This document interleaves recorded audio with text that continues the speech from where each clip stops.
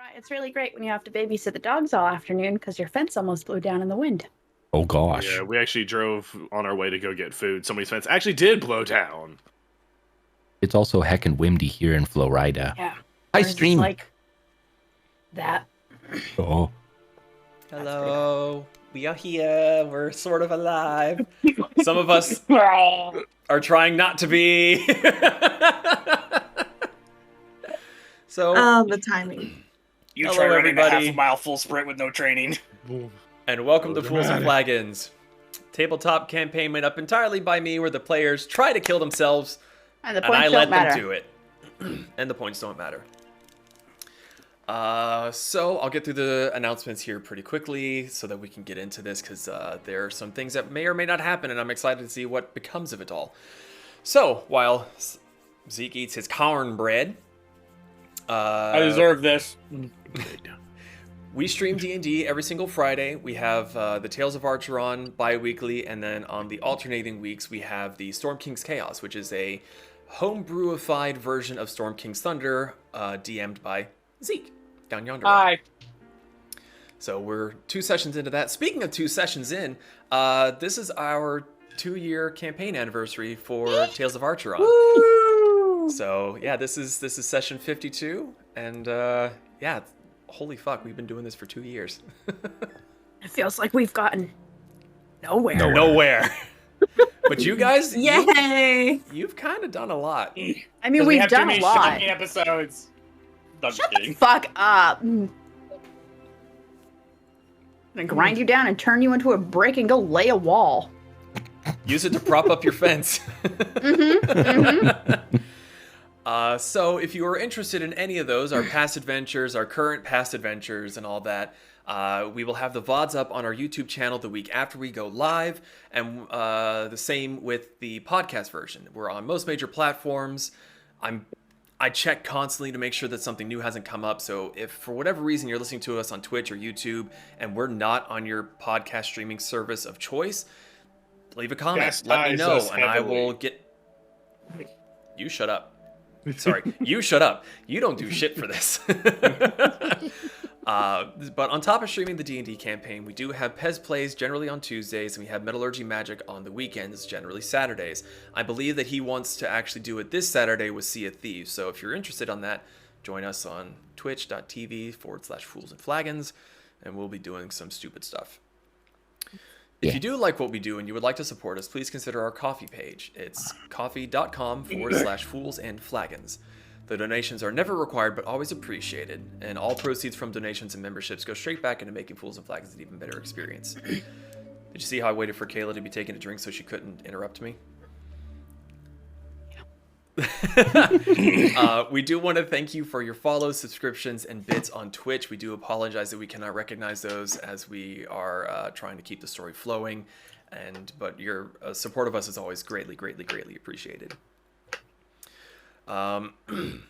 With that being said, a few little announcements. I'm trying to remember what day it was. One of the sessions in April, the 21st, Ellen decided she's going on her honeymoon, so that means that I'm the only one available to work the spring game for football. So I believe that will be Zeke's campaign that we may need to postpone onto the weekend. Since I'm the one that technically streams it, it's kind of hard for me to just miss a session. Yep. So that we've got loads of time to figure that out. It's like over a month away, so it's not a problem at the moment. But that's the only hiccup currently that I can see that's going to...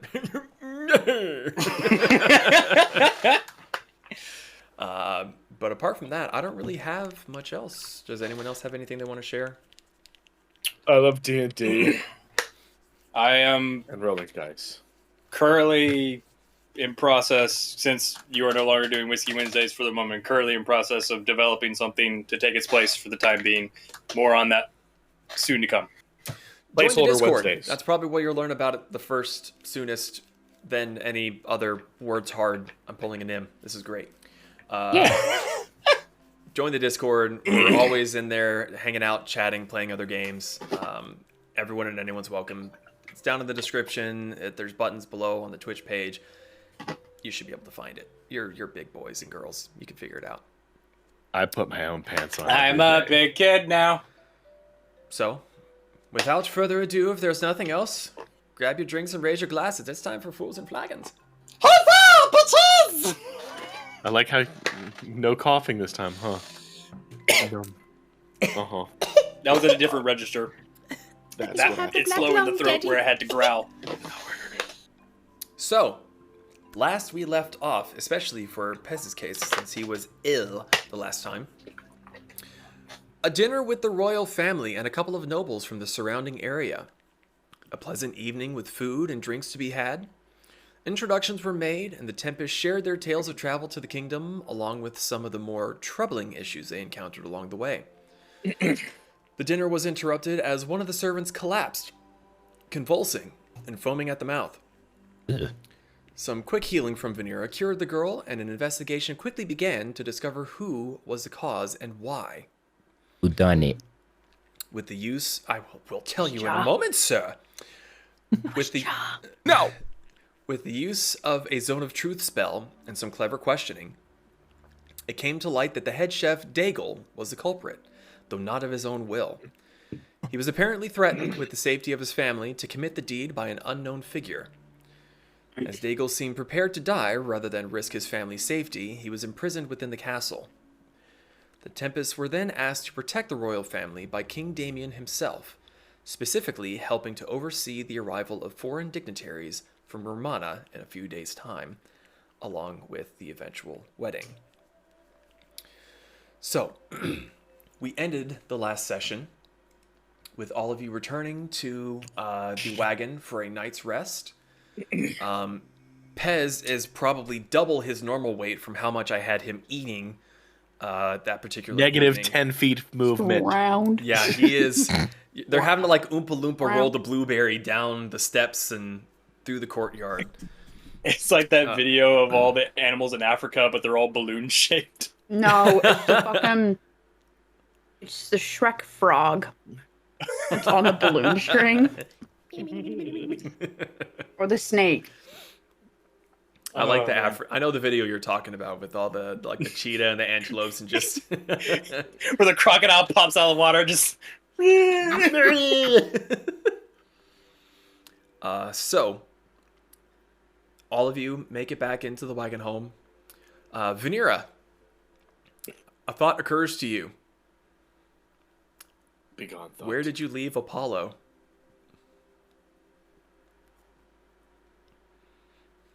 In the closet. Well, it wasn't the closet. It was upstairs. It was upstairs. That room is trashed. Yeah, it is. Do you leave Apollo in the closet? I left him upstairs in the supply thingy. I'm just asking, are you leaving him in there? Are we back home? Yes, you have made it back to the No. wagon. No, I go up and get him and see what trouble he's caused. You open the door and you get a very brief glimpse of Apollo wrapped around one of the work table's legs before he untangles himself and bounds towards you. What does the room look like? The room's kind of okay. There's things scattered on the floor. The workbench has been better. It's kind of chewing on it and clawing at it and might need a new leg soon.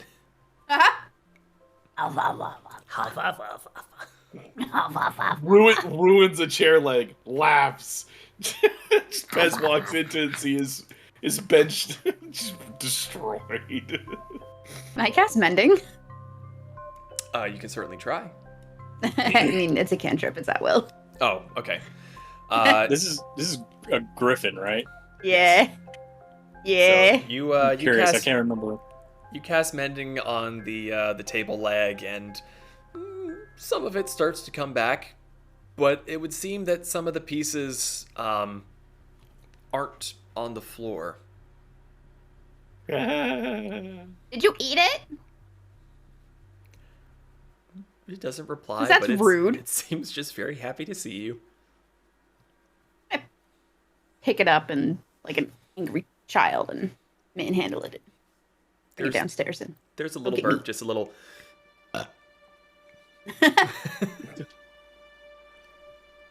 Okay. So go get me to feed him proper. the music fucking kicked off. There we go. So it is the evening. Is there anything you all would like to do before going to bed? Vanera is going to get Apollo some meat to eat. What'd you find, Magnus? And if memory serves correctly, Vanera, you have a somewhat of a date tomorrow with a I do. certain I'm excited. feathered fellow. Do we know about that? Find feathered. I don't know. You were all kind of sitting around the table together, but I don't know how much you were focusing on each I other. did not tell them, so if they overheard, let us Okay. know. In that case, Brick is going to kind of like announce to the group. Otis has agreed to Jesus. deliver myself and anyone who wants to accompany me to Aslan. So they are. We are in the wrong places. I am not Pez. Who am I? You're actually Oh. yourself. I'm in the right spot. Yeah, I fucked up. I was in the right spot, so I didn't notice. I don't want to be Pez. Yes, you do. You Get don't me want to outta be here. Pez? That's fucking No. rude. Who doesn't want to be me? Me. I enjoy Me. being me too much. You're I enjoy fantastic. being me. You're fantastic, but I don't want to be you. Only you can be you. Only you can prevent wildfires. No, I started wouldn't mind- those. I wouldn't mind mean, being- you can't prove that. I wouldn't mind being Kasumi. It could be one of those like the like Scooby Doo live action where they switch bodies. I'm a chick. DM, please make a note of this. No. And find me a spell that will allow I'm this to fixing happen. things. You'll have to take your own fucking notes. I switch with a man. Note to self: Helicoptering. Do not Rick. doubt me on this. Rick swapping bodies with Kasumi. Make it happen. Okay, we're good. Oh yes, Kasumi's gonna wake up. What did I eat? Wait, question. What did you say about helicoptering? Don't worry about it. No. I kept it safe for stream.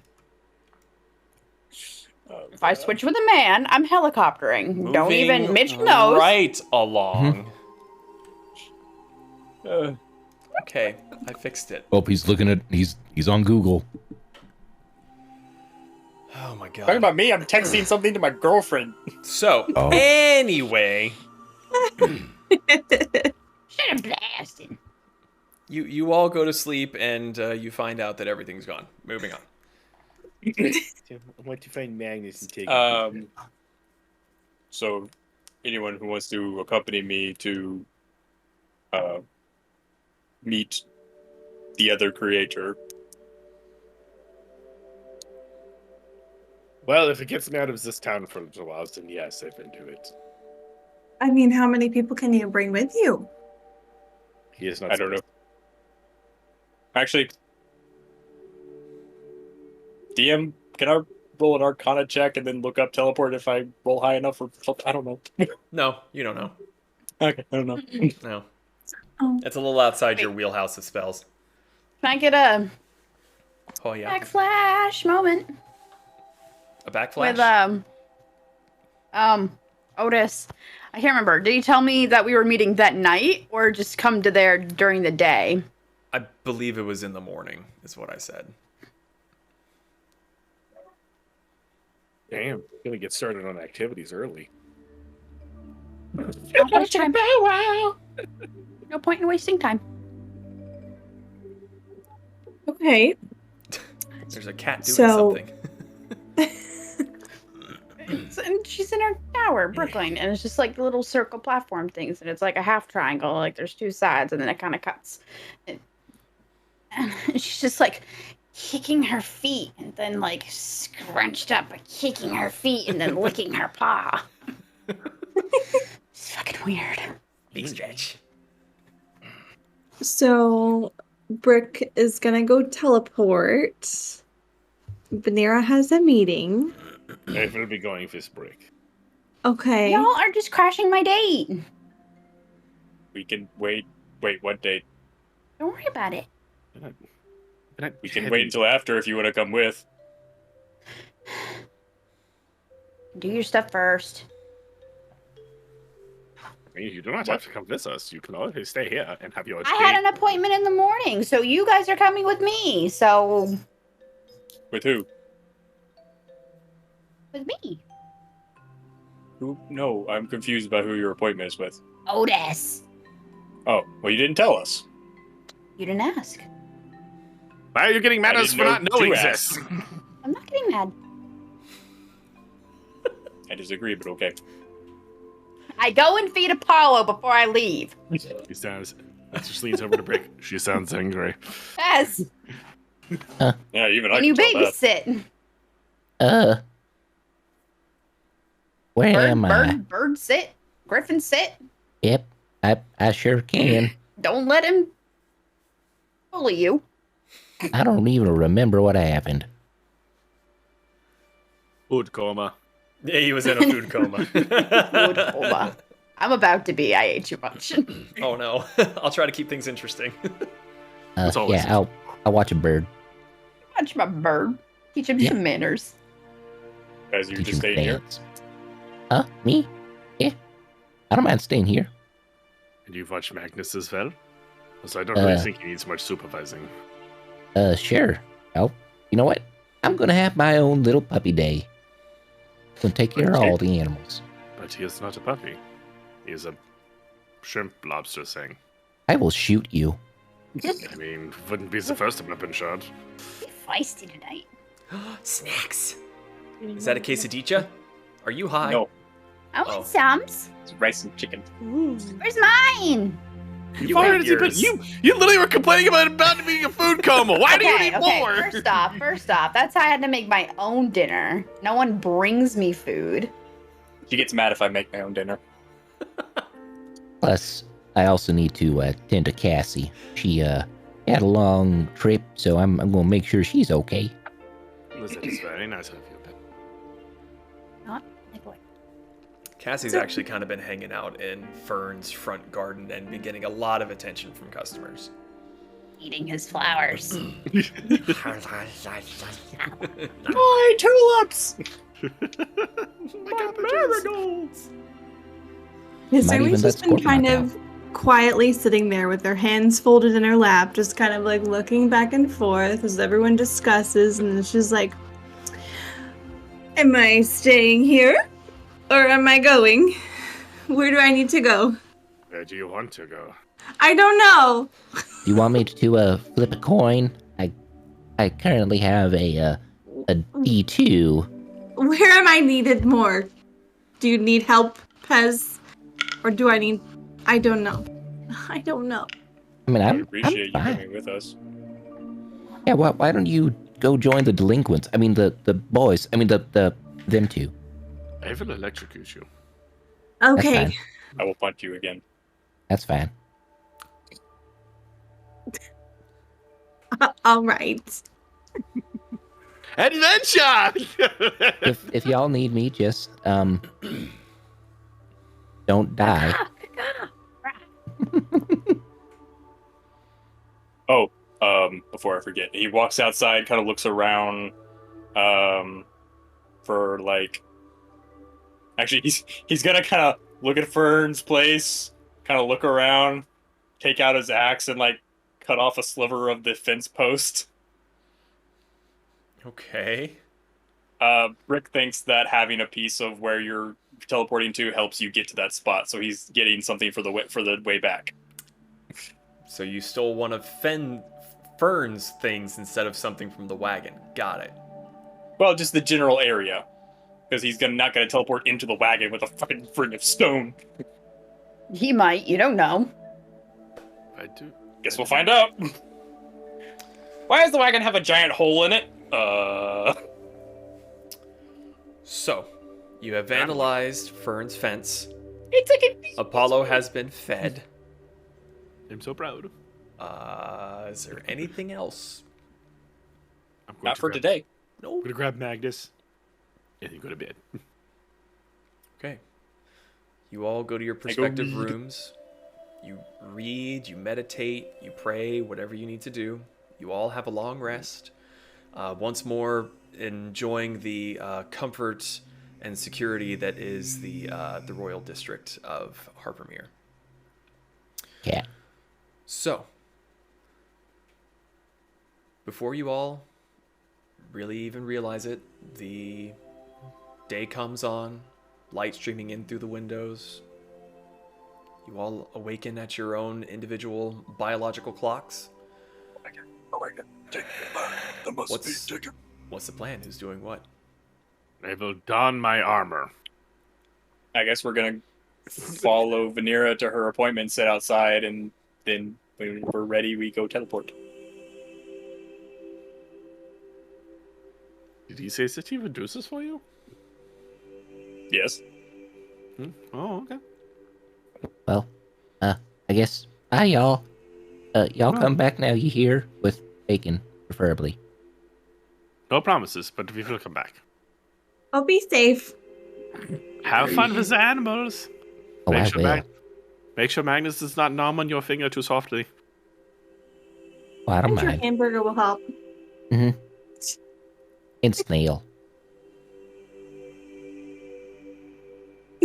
Oh, that's right, the cleaning thing. What the shit? I'm like, Snail. I'm like, the fuck is Snail? Okay. So Vanera is leading the group at this point, apparently. Yes. Don't sound too excited. Crashing my date. So, Vanera leads you through into the royal castle. The guards, recognizing you, snap to attention but let you pass on through. Vanera, it's really not difficult to find the tower that Otis had mentioned before. It's pretty fucking obvious what that is. Is it large and in charge? Yes. Where is there is cool. Got him. So let me pull up the map real quick. Because I'm totally prepared for the Otis date and didn't remember just a few minutes ago. No, sir. Do I need to be on the map thing? On the what? No. I'm just pulling up the map myself so that I can give you a better description of kind of where it is.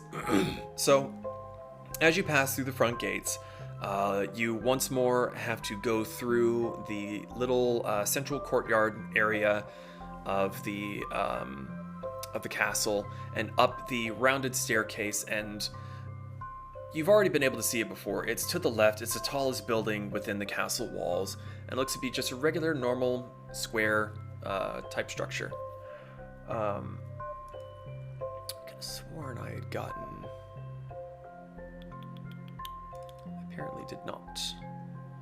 Or I did, and I put it somewhere fucking random, and I have no idea where it is anymore. So, yeah, so you head up the stairs, and instead of going straight ahead to where the throne room of the main castle is, you go to the left, and you make your way towards the tower. There does appear to be a door there. Do you let yourself in? Do you knock? Some really quiet knocks.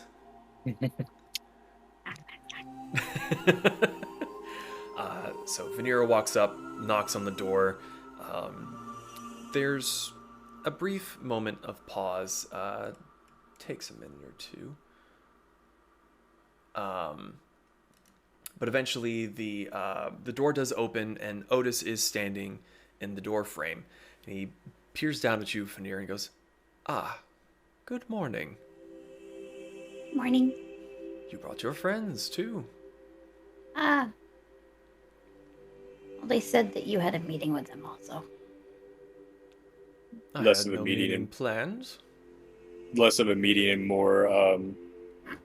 We can wait till after, but we wanted to talk about the possibility of you teleporting us in further detail. Ah, yes, you wish to go to Aslan. And he kind of tilts his head like really far to the side. There is one of your number that is missing.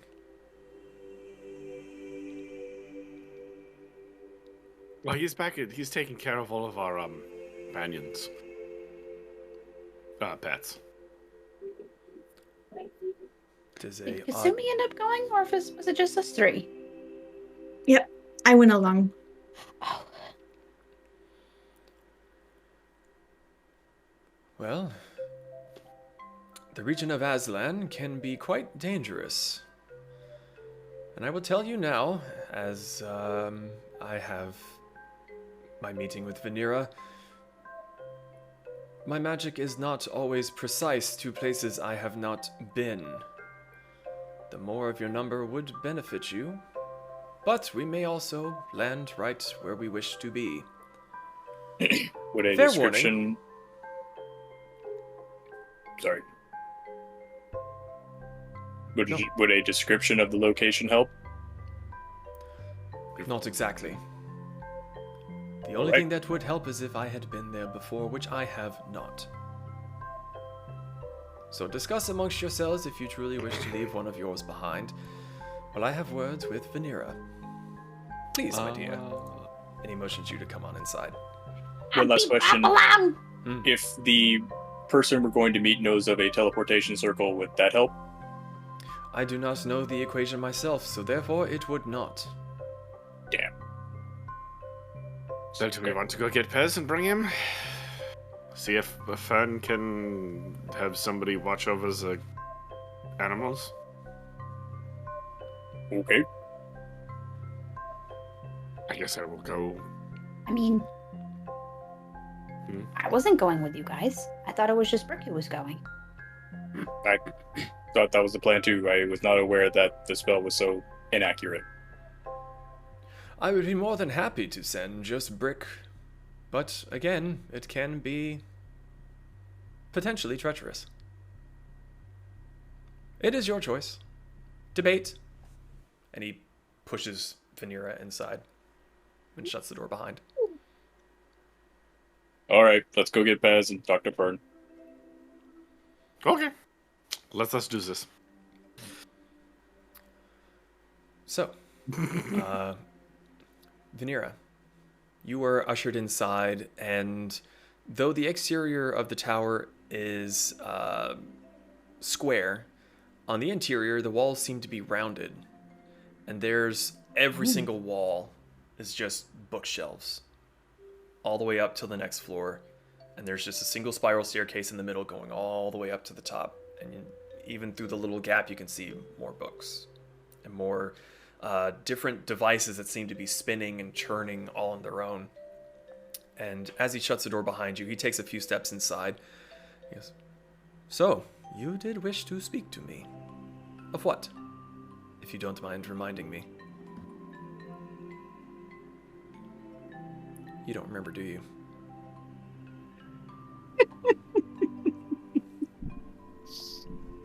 Oh, boy. Scrolling. Scrolling, right. God, how long ago? Do you have a? Can you control F, Otis? I found it. God, it was at the beginning of fucking January. Busy bees. We only had like 4 sessions since the beginning of January.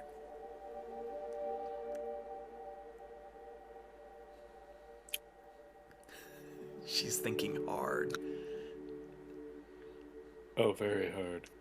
Well, while Yes. she thinks Sorry, about I was trying to read. I was gonna say while she's thinking of. Oh, did you good? No, go ahead. Go ahead. Well, I was just gonna say while you were trying to catch up and remember what you were gonna do, I was gonna handle them real quick. But if Yep. you're ready to go, Nope. okay, then I'll handle them real quick. Okay. So the three of you go back to the wagon. Yes. Pez is still there. He's only just now fiddling around and like making Apollo and hamburger meat. Mating Apollo and Hamburger. No, making them meat. A Velocigriffin. Baz. Hmm? Otis says that the spell might be a little bit more inaccurate than I was expecting, so he advises that we all go as a group just in case something bad happens. What about all the animals? We are going to go to Well, we were the going to ask Fern if he could have someone look after them. What about the wagon? Fern's been animals looking are after in that the anyway. wagon. Yeah, but Cassie, I don't want to leave any more animals. Like, what about my Allosaurus? I mean, we'll be back here in a few days at the most. Hmm. You better be. Rick. Convince him. What you say? Convince him. All right, boss. Reasonable means have been taken and have failed. Thus, unreasonable be taken. So I guess we'll go talk to Fern. Yes. You do see that today, Fern's place of business does appear to be open. The front door, the big round front door, is open wide. There's people already sitting out front in the patio area, sipping on their teas and eating their morning pastries and whatnot. And you can see that Cassie is in the front garden area, laying down between some of the bushes, and her very, very large head is kind of peering over and like sort of bothering people until they give her something to snack on from their plates. But they all seem to be fairly content with her being there. None of them are bothered. She's not hurting anyone. Yeah. So She's mooching. she's mooching. She's mooching. So, how many of you are going in there? Are you all going in there? As many as needed. I'm going in. That's all I know. Okay. Take care of it. No. Okay, so Brick, you head on inside. You get the usual amount of stares of people that maybe haven't seen you quite yet. Big armored figure, way more armored than what would probably be normal in the Royal District. It's a relatively well defended part of the city. But you clunk your way on through the restaurant into the back where you generally would see Fern working. As you go back, you pass by Emma, who waves at you and doesn't really have time to talk. She's going to the different tables and serving customers. But you go into the back, and he's got his little apron on, and he's cooking away. He goes, "Oh, good morning, Brick. Something I can do for you today?" Yeah, I'm a little embarrassed. We have another favor to ask. "Oh, well, let's have it." I am currently malfunctioning, so we Oh. have convinced Otis to try to teleport us to where my creators are currently staying, so they might take a look at me. A lot of my compatriots have picked up animal companions and pets in our travels, and we were wondering if you could, at the very least, check in on them and make sure they're okay periodically. At the most, maybe look after them. So more than just Cassie then, eh? Yeah. What, you leaving, what's his name? Hamburger. You're leaving him behind too? Amber will probably come with us. Zahn picked up a peculiar, magically transformed fruit creature. You see him kind of lean his elbow on the counter and hand on his hip. Is like, "Oh, really?" Yeah, magical explosion mixed with probably unstable transmutation resulted in food turning into a creature. Interesting indeed. And Vanera got a griffin. Oh. I see. A little one. Oh. I see. Well, a little one I can handle. And I'm quite intrigued by this other creature you're speaking of. Do you know how long you'll be gone? Ish. Hopefully no more than a couple of days. Otis did warn us that he's never been there before, so he could be a little off. And That's true, unfortunately. As skilled as he is, unless he has a circle to get to, it's a bit of a crapshoot. Fortunately, once we get there, I kind of wiggle the ring finger. I have a way to get us back immediately once we've taken care of business. Oh, grand. Well, I don't see a reason why I couldn't. I've got plenty of space out in the garden. I'm sure I'll even bring in some customers seeing an odd little creature and a young griffin. So, we go for business too. We really appreciate it. Oh, of course. Good luck, safe travels. Trying to kill a gnat that's in me fucking kitchen. Can I see the gnat and just kind of... Oh, God, please, would you? Where'd he go? Well, where's Pez? Nom nom nom. Where is Pez? Nom nom nom. Standing outside the establishment with us. I'm just loving up on Cassie. Oh. Nom nom nom. Oh, I see. You want Pez to get the gnat. I understand now. So, with that squared away, you go back and let the others know. We're good. Oh, okay. I'm gonna go get Magnus. Kasumi, do you want to get the Griffin? Sure. Okay. Just gonna walk inside and just. Where's Magnus at the moment? He's currently chewing on a chair leg. He's not doing any damage. He doesn't really have teeth. He's just Yes, kind of he gumming has. it. If it'll pick up minutes. Come here, you cute little adorable Damian. I'm just gonna two-hand him. He's got the little hands. Can't really do much. Like when you get your hands underneath the cat's armpits, then it's just kind of stuck out there.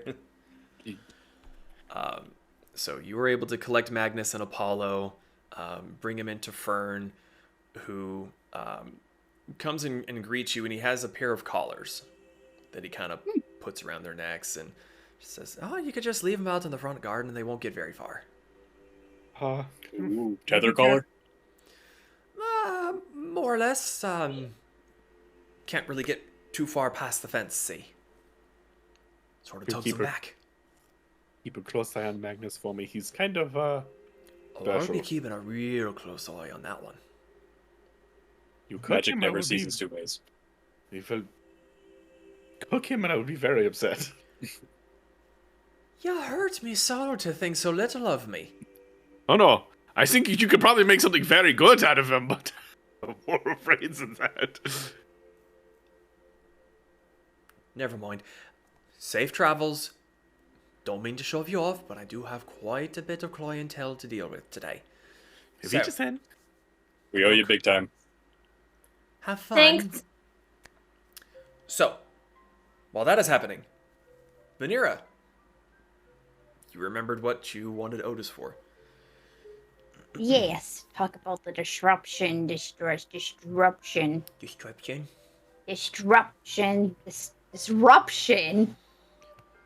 In magic that's been happening.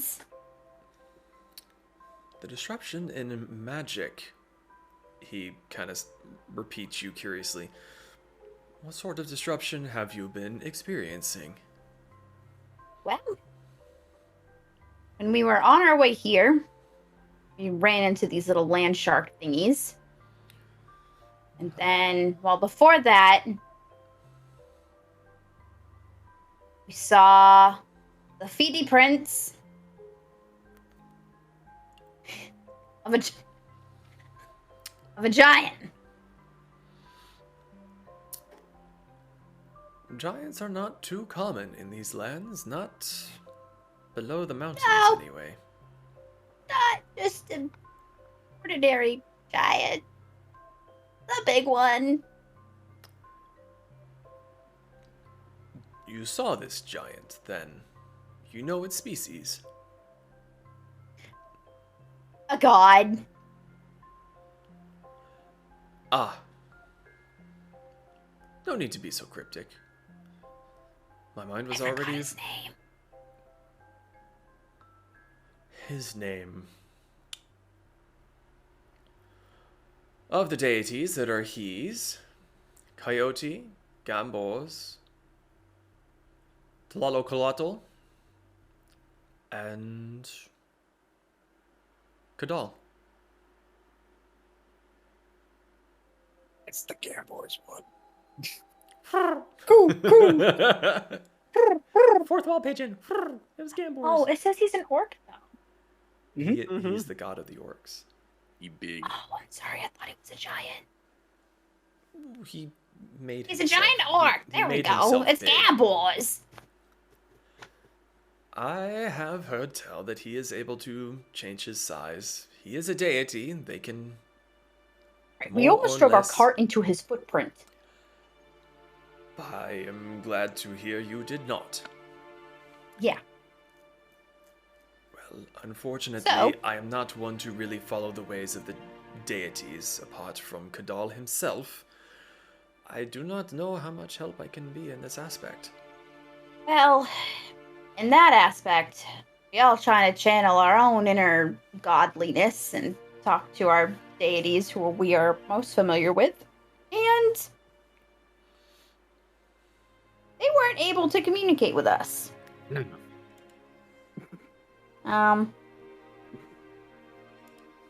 Interesting. And then Do the you message that I happen- got from Nefeli was very, very short. And essentially said that they're worried about things too. Do you happen to recall when this happened?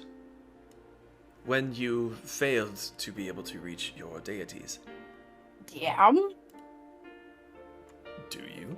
I think it was the same night gamblers happened. Yeah, it was the same Game Wars happened, but that was like. How long have we been in the city? A couple days. Yeah, so like 6 days ago? No more than a week.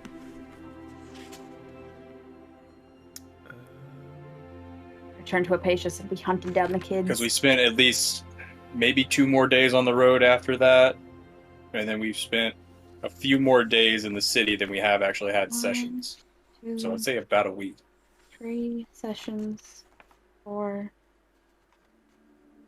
5 sessions.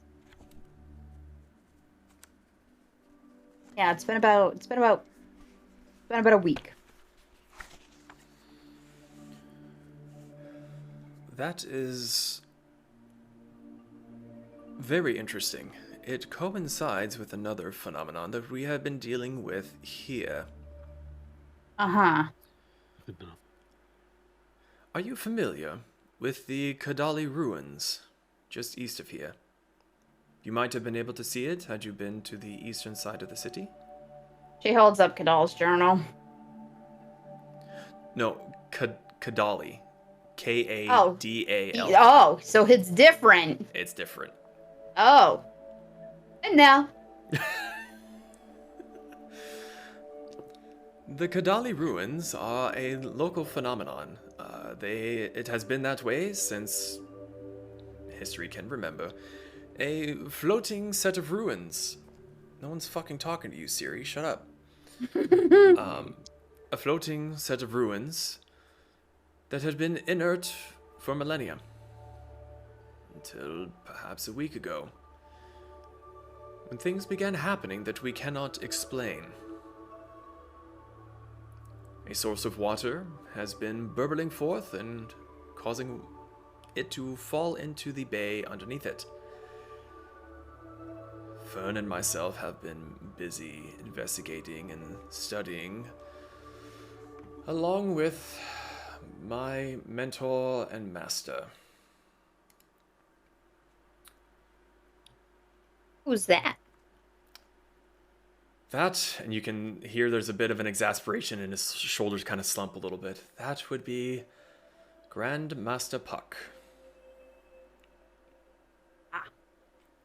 He resides in Trenton Point and has been the guardian of our best kept secrets in the realm. Regardless, we are all at a bit of a loss of why these ruins have activated.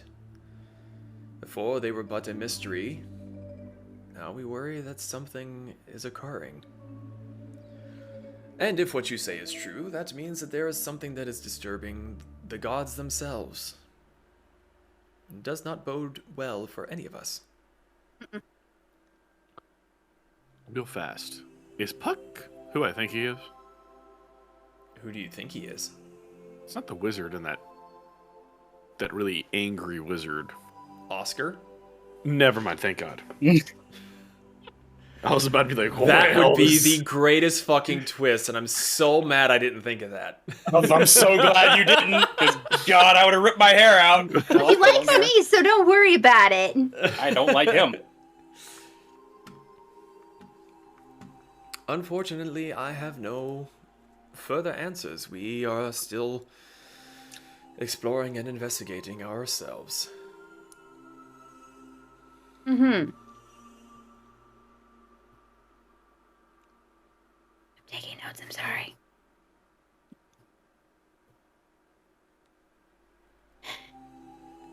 So it just kind of turned on. So far as we can tell, it was dormant as it has been for millennia, when all of a sudden, water began pouring off the sides into the bay. I'm sure it should be no small feat to consider a floating island of rock that should have no source of water suddenly having a source of water is odd.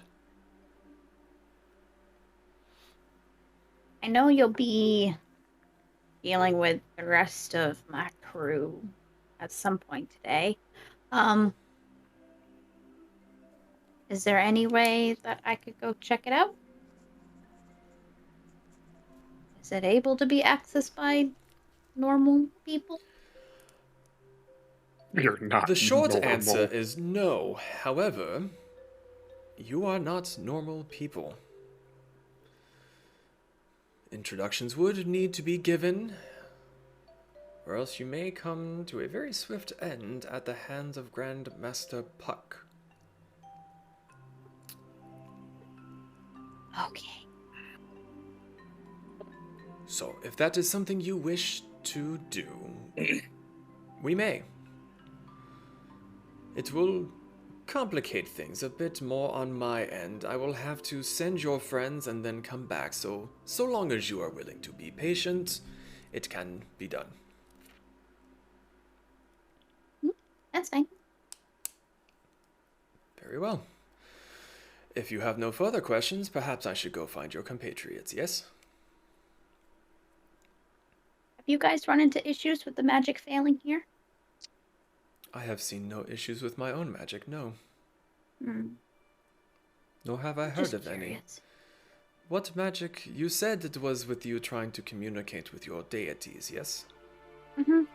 But Yeah. no other magic was failing? Well, Rick's having issues.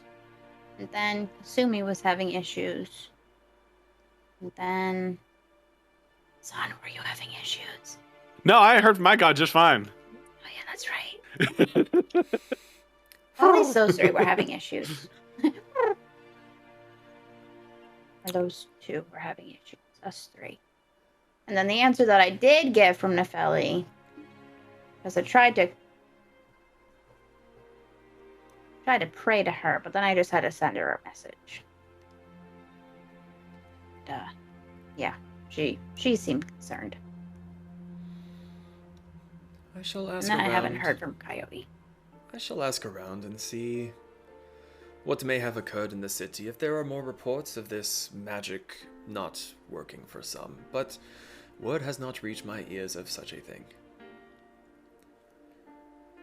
But it seems that the day is young, and there is much to do, and there is no point in dilly-dallying. So, let me go and find your friends, and we shall send them on their way, yes? Yes. Very well.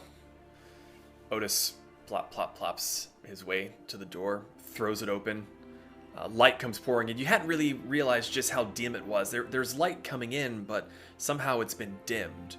And once the door is open, it's just like, it's all right.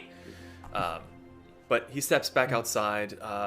The rest of you that went to Ferns, had you been doing anything other than going to Ferns and dropping them off? Did you come back and wait out front? Yeah, I was just gonna come back and wait outside the door, just like kicking a rock or something. Just He leave thought we were me gonna go in back to his the tower. tower by myself? The door has been thrown open and you are behind him. Being left alone is a strong choice of words. Also, Brick, you are in a royal courtyard. There are no stray rocks to kick. Damn. Mind your Punch the manners. ground and make some. I make my own rocks. I cast fist. So, the door swings open. Some of you maybe spacing out, weren't really ready for it. Kind of makes you flinch a little bit, but Otis is standing there. Vanera, are you trying to be sneaky? You trying to get up to no good? I see that grin. What are you doing? As a pure being. Nothing? You spit that out right now. What are you doing? What are you eating? It's a whole ass book. So Otis throws the door open and looks like he's about ready to walk out to come and find you, but with the four of you gathered there, he goes, "Oh, excellent. Please, come within and we shall begin." Wonderful. Thank you again. Yes. Come. Hello, Pez. Kasumi, good to see you. Howdy. Oh, before we do that, Zahn, do you have sending prepared? We probably should give a heads up. I was going to say, I haven't changed my spells yet, so... I believe you had it ready the last time that we played. I did, but D&D Beyond kind of messed with a lot of my characters. Because it's not even on here. Actually, I have spells that I didn't put on here. No, there it is. Okay, we're good. It was just a little lower. But yeah, I do have spells on here that I didn't have. Interesting. Yes, sending is good. Okay. Probably needs to be something like message from Brick. Sorry, I know it's late. We are teleporting to your location. Expect us soon. If there's any description you could give, please do. See you soon. I wasn't counting. Dial-up noises. I think that was about right. I'm a paraphrase in Zahn fashion, all of that. Can Brick receive his sending messages in fax form out of his mouth? Just a giant CVS receipt. He just rips it off. It's all in Morse code. It's Braille. Yeah, no, Morse code's better. So you send the message, and you were sending it to who? Borgir? Thunderbender. Okay. Borgir. So you send it to Borgir, and Zahn, after a minute or so, you do get a reply. He goes, well, good morning to you, I suppose. I was just dozing off after some, sorry, Vanera. If you're heading now, we've just finished up work for the day. Chichimec is where we are, if that assists your friend at all. We look I was just forward gonna to think seeing you're you like, soon. he's like, they just finished up work for the day. Like, Zahn's gonna look outside the window. It's morning. I'm like, was I up all night? Doesn't understand how time zones work. Yeah, I've been up and down. That's literally fucking it. Like, Up and down. I got 3 moods, and that's it. Zahn doesn't know how time works. It's not something he would have learned. He doesn't need to know it, so it hasn't been something that he needs to know. Stupid. So do you relay this information? Do you internalize it and keep it to yourself? Zahn can think about it for a second, just wondering about the finished work for the day thing, and just inform everybody of what was just said. Chichimec. I'll type it in the chat so you guys can spell it. Oh, I'm looking at it right now.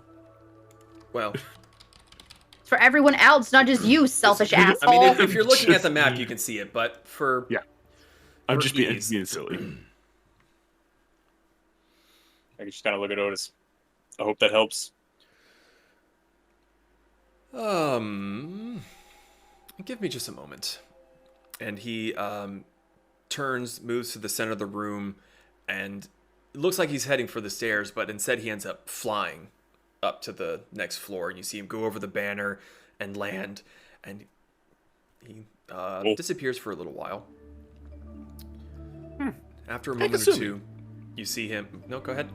Kasumi, we got a Chichimec. Aren't they going to be pretty close to where Sensei is? I'm not sure. I mean, isn't that... Because once the countries are kind of close, right? So you're all on that island thing together.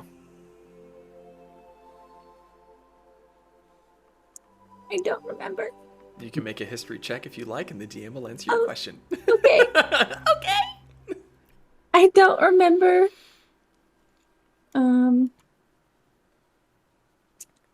Come on, D&D Beyond. Oh. Okay.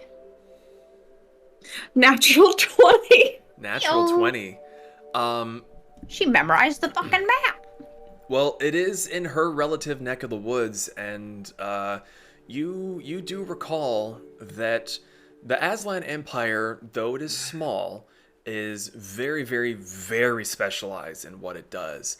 And especially in your neck of the woods, everybody knows the area of Chichimec, as it is the legendary smithy area where they craft that gold that is stronger than iron and steel. The one that's on brick. The stuff that's on brick. That is where all of that ore is fashioned before it is sent off to be used elsewhere. So, anything else before I continue through all that? No? Yeah? Okay. So after a moment or so, Otis comes back down. He kind of high steps up onto the railing, drops down, and as he's plummeting, his wings kind of poof out, and he slows himself to an easy little step. Cool. And he appears to be holding a large, fairly thin tome. And he flips it open, and you kind of get a glimpse. It looks like it might be an atlas. So he looks towards you all. Where exactly was it you were intending to go to? Chichimec, right, son? Yes, this would be correct. Ah, Chichimec. I know of it. I've never been. And he flips through a few pages and looking at some of the maps and the different places, and turns a few more pages, comes back. Well, and he closes it, goes and sets it on the table. I believe that is the best I will get from that. So, which of you are going? Vanera has expressed her wishes to stay here for the time being, with other tasks to do. Oh, okay. You sure, Vanera? I mean, There is no rush. The island is not going anywhere.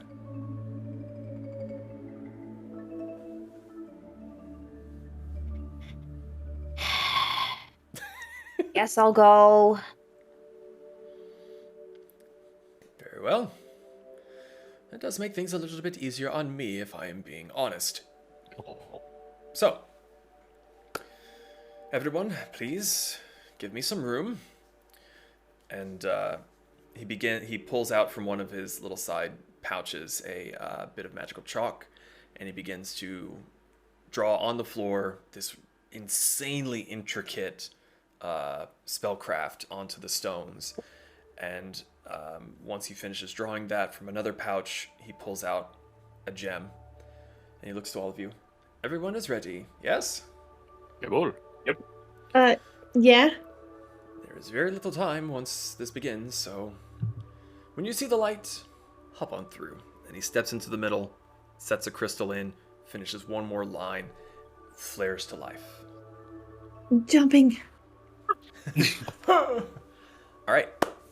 So, all of you jump within the ring. Let me change a few things. Doodly-doo. That's not what I want. That's also not what I want. Fuck, where is it? I'm still falling! I am still falling! We're gonna go with this. Okay. So, you all jump through, and there's it's a very weird sensation, for most of you. It's none of you have really traveled like this before, and it's a little disconcerting. There's pressure, and within a moment, the scents, the sounds, the sky, everything has changed. You'd kind of gotten a little bit used to the salty spray of the sea crashing against the waves. You've gotten used to the very moderately cool temperature of the Nightly Kingdoms, where it seems to be mostly springtime. A lot of dampness. The dampness has been cranked up to 1,000. You hear calls coming through, and you see that you are surrounded by giant trees, hanging vines. You thought the Nightly Kingdoms was green. This place seems to be pure greenery. You are within the jungles of Aslan. Quick, shield past his eyes! It's too green! It's too much green. I hate it. Yes. My home. Closer to my home. Well, I was about to ask, I did not think you were from Aslan. I'm guessing we look around, we don't see a city. Make a perception check. And anyone that wants to either assist or look themselves are more I'll than take welcome that. to. Perception. Perception. Perception's +9. Ooh. So 25. Never mind. I don't help. I don't see shit. 23 for me. 23, 25. Vanera doesn't see shit. She's too distracted by the pretty flowers that are nearby. I go 1-1. That's good. Just full on like. Plant tries I to don't. eat you. I go look. Forget we're in the jungle. Everything kills. In the jungle, you must wait till the dice reads 5 or 8. Okay. So Thank Brick you for snickering. I'm glad you and got it. Zahn. Yes. You all begin looking around. All of your party appear to be there. Otis is also there. And you see he's kind of looking around going, it is more humid than I recall. Such you had never been here before. Oh, I had not. I am more speaking of the... What's the word? The recounts that I have heard of people who have traveled here. They said it would be humid. I did not expect it to be thus. Did not realize you were joining us. It is part of the circle. Plus, my curiosity got the better of me. So, he kind of looks around. Brick and Zahn, as you all begin to look around and kind of get a feeling for the area, way off in the distance, you see what looks to be some sort of stone. Not a rock, but cut stone in brick sort of shapes. I see us rode these babies for miles. Vanera tries to take a bite out of the flower, and it bites back and she dies. It was venomous and poisonous. Hooray! So, you see something that appears to be in the distance. You can just barely make it out between a bunch of the trees. Well, it seems that there's a structure that way that does not look natural. Onward. And forward. Okay. So, I'll take point. I'm gonna pull my sword out. I've never been here before. I don't know anything about this. I don't know if anything's gonna try to kill or eat me or anyone else, so on guard. okay. Zahn, the other thing that you notice that's really, really, really fucking weird, it's nighttime. Hey, Otis, Yes. that spell doesn't move you through time, does it? No, it took but a moment to get from there to here. Then why is the Scheiße at nighttime here? He kind of comes to a complete stop and looks at you like, are you fucking serious? What? My boy, we have traveled to the other side of the planet. Where the sun was rising for you but moments ago, it has set.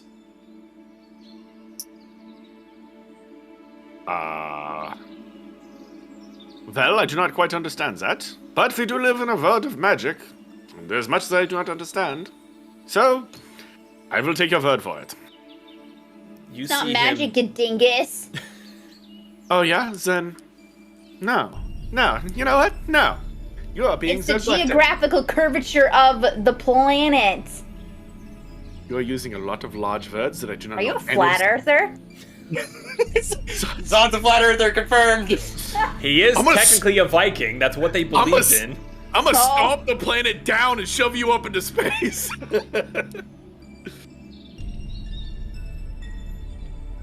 It's just, All right. I don't. So- Zon doesn't know. So. You all continue onward, I'm assuming. As Yep. you are walking, it begins to rain heavily. Never mind. What? I was gonna send mortar out, but not anymore. He would not be happy. You hear heavy rainfall. You hear loud animal cries coming from the brush and the jungle around you. You travel on a little ways, working your way through the boughs of these trees. It is getting very, very, very dark. I will cast light on mine hand. Okay, so you're at least able to see far enough ahead that you won't trip.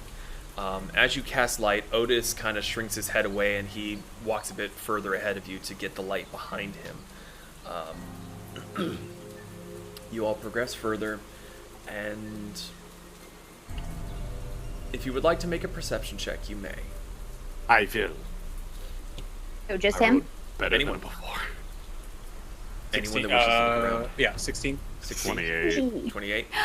I got a natural 20 again. Hey! Pez? 21. 23. Everyone but Brick, unfortunately. As you're all traveling through, you begin to see what looks like torchlights ahead of you, but they're really high up. And as you travel further along, you begin to see that these are spaced out very particularly, and there appears to be another bright orange glow coming from underneath them. You travel for a little while longer, and you're all currently drenched to the bone. Like the rain is just pouring through the leaves. Ting, ting, ting, ting, ting, ting, ting, ting, ting. Yeah, he sounds like a fucking wind chime right now, or not a rain stick. Yeah, he sounds like a rain stick. Or a tin roof. He's a tin roof rusting. Really? No one's gonna get that? Okay, moving on. No, I got it. So, to give you an idea, as you continue further and you approach these lights, you begin to see that it is a full-blown structure just in the middle of this jungle. And it would appear to be a set of 8 beast-like stone statues with torches ablaze inside of their mouths. And the orange glow that you had seen is light coming from underneath where these stairs seem to be going down. And I will share the picture to you all. Birdie. And as you get closer to this structure, the canopy gives way. And where you had been kind of getting splattered by the rain, real big heavy droplets, where it had been catching in the leaves and dropping down in bigger amounts. As you come into this canopyless space, the rain is smaller, it's less striking, but it is no less torrential. You're in a predator hunting ground. I don't want to be here. I am. Why are you worried about it? I'm the rabbit here. Does this not look suspicious to you? I've never seen anything here. Everything is suspicious here. Well, this should definitely be suspicious to you. It's a building. Why would I be suspicious of somebody else's architecture? This doesn't look like no fucking building. Otis is still continuing forward. There is nothing to fear. I'll hold you to that. Why don't you go and hold his hand if you're so worried about it? No. You cross your arms and stomp after him. Otis is Chichimek an underground city? It is not a city, it is a smithy. Aslan is not like normal towns and cities. He's still walking forward, and he's walking around following. towards the exterior to get to where the steps start leading down.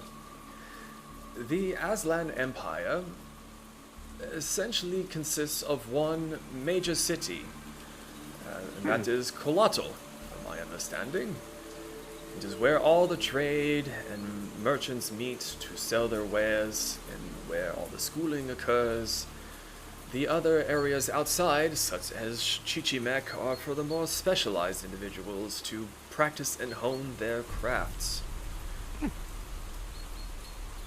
Does they have armies? Oh yes, one of the best that are able to run across the ground, so I am aware. Interesting.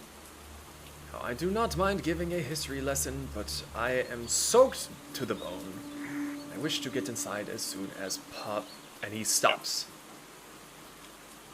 The rest of you get a little bit closer. And on the steps are many figures, shields and spears, all pointed at you. That's where Kinda we're looking break. We'll be back. We'll be back in just a moment. Don't go too far. Bath and break, snacks, all the good shit. We will return.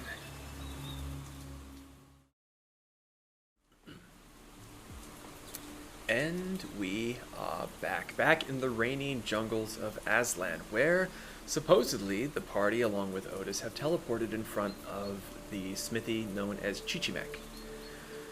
As they approached, Otis was giving a brief history of the Empire when he suddenly stopped as a set of spears were pointed at him. And the rest of you begin to hear more noise coming from behind, as from the brush around the surrounding area, more very colorfully dressed figures approach, all wearing gold, all leveling spears towards you. Oh, hey Otis, are these that really nice army you were talking about before? I would be forced to assume yes. DM, Was it? question: do they have like feathers as part of their armor? Oh yes.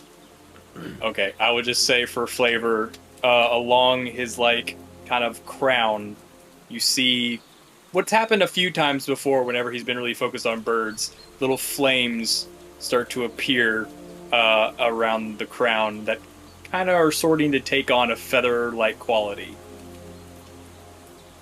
Rick, this is the wrong time to be having a fashion statement. He does. He just looks at you. What? Question.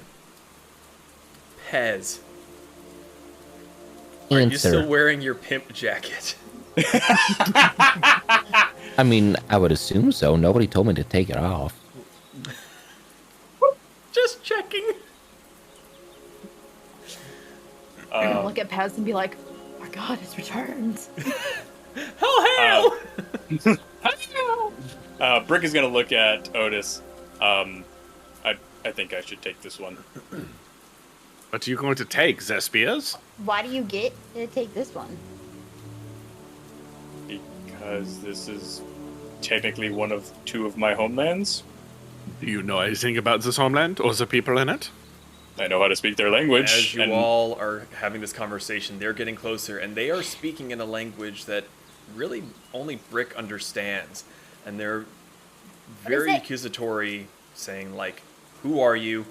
What's your business? Don't move. It's coming from all different sides. And you're warring between hearing this and wanting to interact, and the rest of your party kind of having this dialogue back and forth, and there's fucking Pez in his pimp coat, and it's all just going to shit!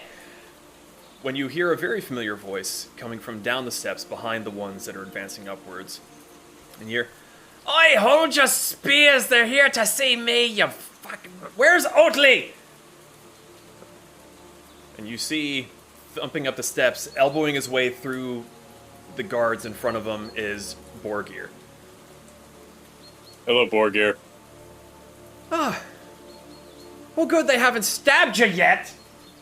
I look at all those surrounding soldiers, and and in their native tongue, just say, apologies. I've never spoken this tongue before. Hi.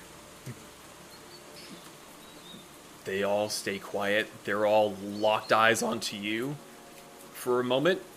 And then, as if on cue, all of them just turn to look at Borgir. Like, Jeff, feck off. Go back to your patrols or something. You lot, come inside. And he kind of looks over and goes, looks at Otis and goes, who's that? That's a bird man. What? This is Otis. No shit. You asked the dumb question. I said who, not what. Oh. This is Otis. He's the court wizard for Harper Mayor. He helped us get here. Oh, is he now? Well, I appreciate that for bringing me boy home. Come on, inside. I'm getting drenched out here, And even Otis goes, that would be lovely.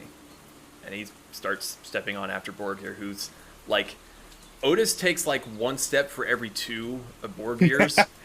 So, but they do lead you down if you choose to follow. Oh, obviously. Yep, I'm going. Okay. So you follow after Borgir. The guards split apart, and the ones that have been behind you, you turn around to look, they're already gone. Just kind of melded back into the brush. You head down what feels like 3, maybe 4 flights of steps, and that's just to get down to where the rain stops hitting you directly on the head. Ooh, underneath the overhang. You go further down, and it gets warmer and warmer. And you begin to hear, let me kill the rain here. You begin to hear the hammering of anvils, the shouts of orders, grunting as people are working. And as you travel further within, you see, as the room opens up underneath, it is a massive smithy on a scale that you've never witnessed before. There are cauldrons being tugged along the ceiling by chains that seems to be filled with a glowing molten material within, and you see one in the distance is poured. There's sparks flying as it's poured in, all of the liquid material goes into a mold and begins taking shape. And there's people of all races, sizes, ages. They all seem to be wearing very similar attire, and they all appear to have collars and manacles around their necks and wrists and ankles. Borgir kind of gestures at it quickly. It's like, this is where they make all their fancy schmancy gold and whatnot, but that's not really why we're here. We're just going over it this way. And he kind of points off to the left. What? Wait. Why is they wearing chains? Well, to put it lightly, they're, I'm not so great with the Aslan tongue. Basically, they're slaves/prisoners. They were all very naughty at one point, and this is their punishment. So not Taken from homeland, more like criminal sentence. Yes. Okay. So, this way. Come along. He heads you off to the left, down another corridor that immediately gets quite dark, but as you round another corner, there is a torch lit that you're able to see. You walk further down, there's different doorways, and as you pass by some of them, you see what looks like a cafeteria or like a mess hall kind of place where there are more of those brightly dressed guards sitting and eating and talking. None of them pay you a single hint of attention, and he just keeps walking. And there's various twists and turns, and then at one point, there are just no more doors. Keeps on walking down. It's maybe 2 or 3 minutes of walking down this one hallway when he doesn't stop at the end. He starts partway through and he goes, "Oh, shit, miscounted. Oh, pardon." And he like starts shouldering his way through you. And he's like, right here. And you see him push a brick in the wall and depresses. And a door that you had not been able to see before shifts back and off to the side. Jesus, that's Cool. pretty impressive. Oh, well, even in the most well-guarded place in Aslan, we have to have our secrets. So, please, come in. Before the door shuts, you don't want to get lost in here. Follows in. Mm-hmm. All right. You all head inside, and Pez, at least for you, and Brick, you as well, this is a workshop of dreams. There are tools of all kinds. There's workbenches. There's materials, scraps of metal, anything you could hope for to tinker with and build with. It seems to be there. And just because I don't think I ever showed you guys what Borgir looks like, I will share a picture of the don't know little if you bugger. have. I hope he's a fat cat. He's not. He is a dwarf. He has a gray beard, an orangish bandana that keeps it out of his eyes, kind of a Oof. leathery tunic. Yeah, he's fucking shredded. Has some little belt kind of kilt thing. He is wearing trousers underneath it. He's got tools of the trade on his waist, just very grizzled, but even with just the kind of rough look to him, just having you all around again with Brick, it's just, you can see the smile behind that thick beard. You keep saying V. Is anyone else in here? What? You said V. Who Like said V. Like, we have to have our secrets. Look, is there anyone else down here with you? Oh, as you were asking this, at one of the work tables, it was kind of hard to see at first, but as you all enter and he's kind of showing you around the workshop, just like briefly pointing at things, you see the shell of a fairly large creature turn, and you see a turtle wearing very well made steel armor. It's a very gunmetal gray. His shell is green, his skin is green. It's really tough to determine the age of this turtle. I don't believe many of you have encountered one before or had the opportunity, but you do see that his right arm, from about halfway up the bicep down to his hand, is purely golden and very mechanical looking.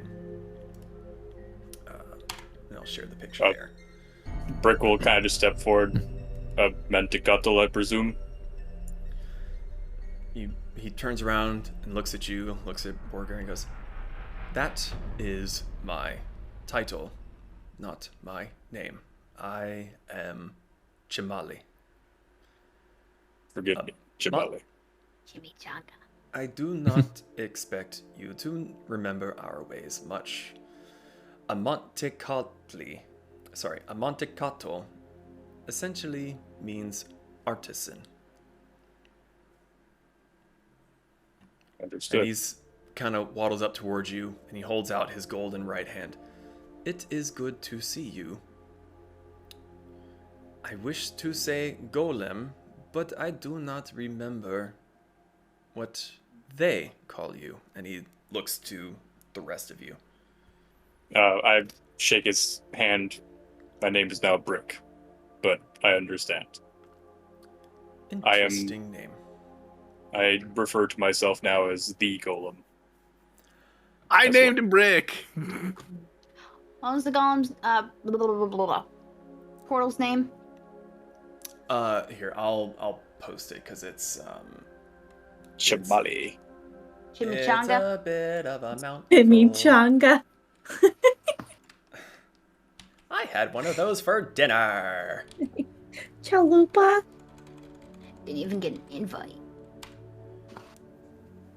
I'm sorry. That's actually my bad. I will do better next time, I promise. Yeah. Hi there! So, he looks to you all and goes, "Hello and welcome to Chichimek. I am Montecato Chimali. I oversee all of what happens in Chichimek, Welcome. I do hope you were not greeted too harshly. No, it was actually quite interesting. There were lots of spears and people. This place is almost, if not more, well guarded than the capital of Colato. I mean, I usually greet people I don't know when I'm doing my job with weapons as well, so it's nothing I'm not used to. Good. No harm, no foul. And he immediately... Brick, who's trying to take all this in, looking around, focusing on the other creator, does he happen to see, because this is probably sticking out in his mind, does he happen to see anything that looks like they are currently working on replicating him? Make a perception check. Oh, I don't think that's good enough. I think it's going to be just a 12. Just a 12? Yeah. There are bits of metal that seem like they could possibly be a frame, bits of armor that look like it might fit you. But I would say that at the moment you're more focused on your creator himself. Right. So then, Brick, your friends, who are they? I'll point to each one. This is Kasumi, the fox spirit. Hello. This is Vanera, the very unique breed of tiefling. This is Pez, the kobold. I look like you. Look at my feathers. They are very colorful. And this is Zon, who named me. I often call him father. Well, hello. Borgir told me of you. Of all of you. It is good to see you. So. Oh, I and this hear is from- Otis. Ah. Otis, hello. He is the court We wizard who have- helped us arrive. We have some here, like you. Like who? You, Otis kind of tilts his head. More owlin or other birds?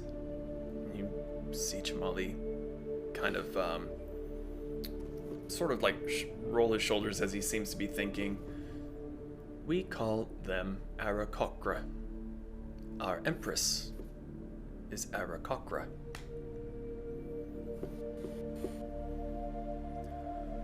Can I go woo a princess? So, Eric Cuckoo? A what? Arakokra. Bird-like entities as Otis. So, pleasantries are made. Brick, you say you have problems. Um, Come, You Yes. want it numerically or alphabetically? if you have lists, I will take both. Now you heard him, Vanera. Give him the list. Brick, please, sit, lay down. We must Attitude. Even Borgir is like cracking his knuckles, rolling his neck, and he's like pulling tools out of his belt. as he lays down, well, first and foremost, my magic is It suffering. began on the day I was born. Magic is suffering some malfunctions, does not always operate correctly. Also, I had a few tweaks I was hoping you could implement. Time will tell. And Borgir has like come up to your head and he started like kind of getting a tool and like tapping it into a place and into another place, and parts of you that you didn't know could come off are just kind of like ping, popping off. That feels weird. Ooh. Oh, he messaged something. He had to refresh. Okay. As Chamali comes up towards you, he lifts his right hand, and the fingers sort of like morph and dissolve away into the wrist, and out comes another like multiple sets of tools. And he just kind of puts his hand over your chest. And you tinkered with yourself before, But again, they're getting into spots that you didn't know were accessible and able to come apart with such They ease. getting into nooks and crannies. They begin. I'm just looking at the rest of the fence. Is this weird to anyone else? Oh no, I am paying very close attention to where he's touching him. Disgusting. It is concerning. You are experiencing magical issues. Not outside of probability. You were a prototype. Speaking of, how goes the progress on version 2? Chamali stops, looks at you, holds up his arm. This is the result of 2. And Borger kind of like sighs and goes, Borger? I said I was sorry, I didn't see the readings. And he kind of like glances off to the left, and if any of you follow his gaze, you'll see what looks something brick-shaped, but exploded. I have notes to give after we figure out my own problems. So, did the thing attack you, or did it just explode? We miscalculated. Brick is unique and was not supposed to reach this level of autonomy. In our rush to replicate, things went badly. But Gemini exceeds all expectations.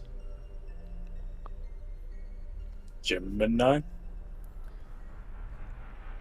Gemini is our next iteration of you. The It sibling. has decided to go by she. Her name stands for Generation 3, Magically Encased Nebulous Intelligence. She sounds like Brick 2.0. Technically, she is 3. About... Oh, okay. I'm pitying this. So you can find it later. Yep. Oh. Because I'm too invested to write stuff down. So is, this 3 version, is, he here? Not Eva? at the moment. She is out on a task. Oh, she's actually a functioning thing like Brick. I do not mean to offend. She is better than Brick. Zan's gonna chuckle and cover his mouth. But not for long. If we have time, and at this point, Brick, your whole chest is just apart. Your core is visible for everyone to see. And you see Chamali is kind of taps at it. This is Brick's core, his power. It was meant for testing, not longevity. If you are experiencing magical problems, it is likely this. I did have a hiccup before it all started, I believe. The good news, this can be replaced. You, Brick Golem, are in 2. What we have been discussing as your soul versus your power, you are split. And he's like kind of doing gestures in front of you with his hands. Gemini is but 1. She is fully encased with her power. Should her body be destroyed, her core survives. It can be put into new frame and work. For you, you can technically survive without your magical source, but very limited. If your soul container is broken, you will cease to be. So, Like, you could tell Zon's trying to understand this and not really understanding this. There's steam coming out. So, the glowy thing is his core. What does the soul box thing look like? To keep Invest. you and him safe, we are keeping that secret. If you do not know where it is, Oh, No sorry, one sorry, will no, know I where don't it want to is. know exactly where it is. But it's not in the core thing. It's like somewhere else in him. it is elsewhere. It is our theory. Again, we could not have predicted him being him. And he's gone back and he's like leaning into your chest cavity and he's examining the core. Speaking of how unique I was, it feels pertinent that the reason I came online was partly because they were attempting to steal me. So please look after They. my sister. They who? That is what I am trying to find out. He has popped up in both the West and at this point in the Nightly Kingdoms. Some sort of shadow creature. Oh yeah, him. As Chimali has been talking, Borgir has been doing something around around the side of Brick's head, and you're not exactly sure when, but he pops back up and he's got one of those monocle things that like lets him scope in, and he looks goofy as fuck with it. And he kind of pops up and, what, you kicked his arse though, right? We sent a bunch of dynamite through his teleportation circle, broke the teleportation circle after it went through, and then he manifested himself in the room and stole Zon's color. Yes, I was actually red. He kind of chuckles, pats you on the forehead, Brick goes, that's our boy. And he kind of goes back down to whatever he was doing before. But I can confirm I don't think he's dead. Definitely not. Then it seems our timetable might be more rushed than before. Unfortunately, we do not have the materials here now to upgrade you. The first set was destroyed, and the last of our materials was used for Gemini. Who I'm very looking forward to meet. So this here Gemini lady, she's number 3. Who's number 2? Brick just uses one hand to point. Borgir like pops his head back up. He's got the monocles on. He kind of glances over, and it's like a gnarled exoskeleton shape that's just kind of like been thrown into the corner. Like, that fucking sucked. Goosh into the corner. Like, not even been melted down yet. But what was his name? Oh, we didn't come up with one yet. He kind of blew up before we got to that point. Did he have a soul? No, we were working on the power core. Huh. Didn't go so well. But I still think you should at least give the body some Bob. dignity. We're getting to it. We're busy. And he kind of looks at you and just goes back down to tinkering with Brick's head. And he's beginning to start putting things back together on your cranium.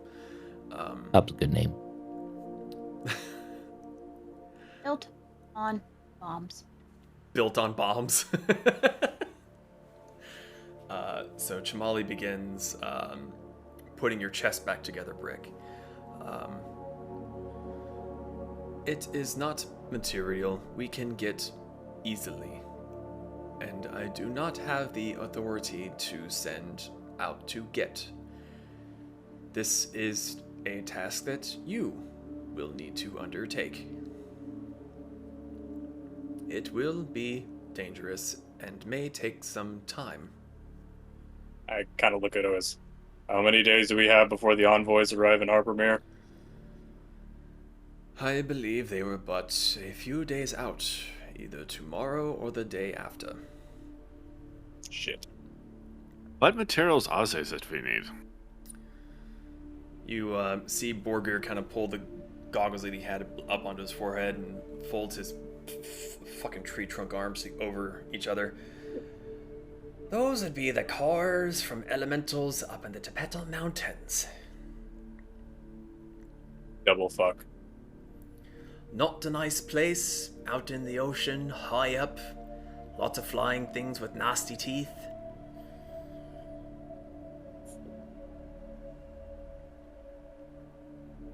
But it's what Well. we use to make Gemini, so what's good for her will be even better for Brick. And on top of that, we can make upgrades too. So, is there like a... what's the word I'm looking for? Is there like a Band-Aid fix for now, or is he just going to shut? That's more Chamali's expertise. I was more the hardware. He was all the magical mumbo jumbo. And Chamali kind of looks at you, and your core should hold for now. Be careful with much exertion. I do not believe it will cease your functions, but you may lose ability for spells. Yeah, I've already experienced roughly every 7th spell doesn't want to work. I would assume, depending on the load you put on your core, it will change the likelihood between success and failure. But it should not be in itself life-threatening, although I can see whatever spell you may wish to use not working would. Indeed. It didn't really start to happen until there was an incident, and I felt feelings are still hard to catalog. It felt like anger, but worse. It burned. It could be rage. However, I do not think it has to do with emotions, but how long you have been activated, which, if we are correct in assuming, has been nearly 3 months, if not more. You About were meant to be calculations. switched on for a week at most, turned off, recharged, and tested again. Is there like a portable chargey thingy? Is there a brick for our brick?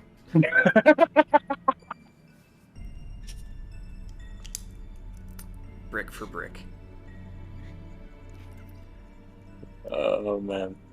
Is this also like some things that we There- can use to? There is not. There is a slim chance, even with the new core, that part of who you call Brick may no longer be Brick. What? Our best guess could be not at all. No difference. Apologies. He may forget a few days before, weeks. He could be completely different. Magic is not always a perfect science. This is true. I mean, like, if this is a decision that is, like, actually being considered, I think Brick should be the one who has that there decision, no matter what we feel, because, I mean, I'm sure everyone feels differently about Brick here, some more than others, but, again, I think that if anything happens, it should be Brick's own decision. But I mean, yeah, it is his decision to make. Brick kind of like puts a hand on Pez's head. I appreciate it, but it needs to be done. I cannot serve the party at half capacity. I am a liability. You still wield an axe and shield quite well. Um, I'm gonna ask the two who are working on brick. do any of y'all have like any instruction manuals or anything that you could teach me so I could help Rick? 'Cause I'm pretty familiar with some of the more intricate tinkering kind of bits. Those are not plans we wish to share. They are proprietary. That's another even big Borgir speaks up. We don't like trading our secrets. Well, I mean, like, just like some tune-ups, like maybe something that could last like a couple hours, or like something that resets every other day, just like give them a little boost. No, there's not really anything like that with him, unfortunately. I'll be all right, Pez. Mm. I've done a few things to tinker with myself as it is, and I'll kind of like project arcane runes in the air like a hologram using my spell book. Does he? God damn it, Zach. Yeah, no, he does. Okay. We'll be okay for now. Well, I do not wish to be rude, but it is late for me. I have been working all day. Yeah, I still don't understand how the hell it is night here, then it's just morning minutes ago. Jamali kind of looks over at you and looks at the rest of you and just sort of like kind of grins like, ha ha ha ha ha. Your friend is funny. He's good at killing things. What's so funny? I Let's bid kill you things all now. good night. And he just turns and walks out. One last thing before you go. I had a question about names. He's already walking away. Hmm. Well, you could ask me. Well, you were actually going to be a part of the conversation as well. Been thinking about it, and I realized that while Zahn might have given me my first name, you all still created me, and I would like to take on your names as well. Zahn's gonna cross his arms. I do not agree with this. Well, I mean, we already gave you your name, and you kind of went with Brick. I was more thinking something along the lines of Brick Chamale Thunderbender. Bit of a mouthful. Well, think on it for a bit. Whenever we get your new call and we're working on rebuilding you, we could worry about it then, eh? Agreed. Well, anything else I can do for you? And Otis speaks up. It's like, do you have a circle I could look at for easier visits? Of course, with your permission. Oh, I'll show you on the way out. Sorry, you were going to say something, Brick? I was just going to say, do any elemental cores work? Any big ones? Understood. It's going to be dangerous. So That you're we going to want to be very, very prepared. do we come back here? Well, come back to Aslan for a ship, or We can get you to the Tempests Mountains, I guess it'll be after we do a job at the wedding. But we'll return within a few days, I think. Well, Or is it? as Jamali said, you're in no danger of just conking out, falling asleep, and never waking up. Just be careful, eh? I will. We will keep the eye on him. Oh, tell Gemini I said hi and look forward to meeting my sister. I'm sure she'll be excited to see her older brother. Would be very interesting. Is she my size? You know, I'm not really sure. When you're as short as I am, everyone's just kind of a giant to you. I think she's roughly your size. She may be just a little bit taller. Maybe. She might be shorter. I'll have to check the schematics. I hope it's the And first did one. she lean more martial or arcane? I'll let you two discuss that when you see each other, eh? No spoilers. Sad.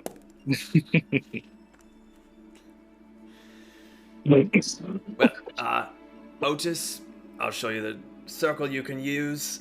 It is behind a wall. You will need to let us know when you're coming so you don't just get trapped in there. Very good. I can take care of that. Does that conclude our visit? Are you ready to head back? I believe There so. are more things to be done. Yes, I mean, Vanera Thank you, has Otis. been patient, it seems. I was just kind of curious, like, does that turtle man live in his shell? I do Like, not does he- believe he can take it off, and Borgir is just pissing himself laughing. I mean, like, is there like a little cottage inside of there? I don't know how turtles Oh, he has a work. bed like everyone else, you knob. Oh, Come on, let's get you out of here. I need to be getting me beauty sleep too. So, he leads you out of the workshop. Down the hall, a little ways, kind of the direction you had been coming. He stops, presses in another brick. Door opens in a similar fashion. You see that the room is very, very sparse. There's really not a whole lot in there, but a circular teleportation circle. Otis walks up to it, stares at it for about 5-10 minutes, eventually nods his head. We are ready to leave when you are. Good to go. I look at Borgir. Thank you again. Safe travels, look forward to seeing you, and again, let us know before you arrive. There's some nasty things in here to keep people from just popping in. Like you to not end up like Jamali. Agreed. Good luck at your wedding. And, goodbye. And Otis takes that as a cue to activate the circle. It flares to life, and he steps through. Sounds just gonna work right now. I want to do a backflip through it. Oh, yes, Make an please. acrobatics check. hell yeah. I hope that frill gets stuck in your face halfway through. 13. 13. You start to perform it, but in the flip, you get a feather lodge in your throat, and that distracts you, and you kind of like you make it through, but where the rest of you just kind of like walk through, Pez is just ass over tea kettle, and you're just like, what the fuck happened to you? But as you all step through and tumble through, you notice that you're back inside the familiar, dimly lit room of Otis's tower, but you appear to be higher up. And where the walls had been covered with bookshelves, there's spaces in between them where there's tall windows. And you see that Are we it on is... Sorry? Are we on the balcony now? Not on the balcony, but you are a few stories higher up than where you had been down below. Well, I mean, a balcony would be like, meaning like outside or just because like you're on a level where you can see like the railing and look No, down. because he had the level staircase. upstairs, but he could see over it because he could fly to it, right? Yes. Sorry, I see what you want. Sorry, you said meant balcony. My thought immediately was like you're outside. It's like no, you're still inside. My misunderstanding. You are on one of the balconies. Well, that concludes what I promised to do for you. And I believe I still have business with Vanera. Yeah, I bet you do. We appreciate you, Otis. If there's anything you ever need, please let us know. Why I don't you will just have keep Vanera in here? mind that you owe me. Big time. Look around. Are there stairs? Yes. So you're on one of the higher floors. There's railing that goes all the way around the center, and there is a spiral staircase that goes all the way down and all the way up. Cool. I start walking down the stairs. He follows after. So, Vanera, just you this time, yes? Yep. Very well. So, I'm- you all... Mhm. I was just gonna look back at Vanera, kind of concerned and worried, but yeah, I know she's gonna be okay. Oh, don't worry, Pez. I think they are going to have much fun together. Let's get out of here. So, he brings you all down to the bottom floor. Let me check something real quick. Okay. So, as you get down to the bottom, he opens up the door, lets you all out.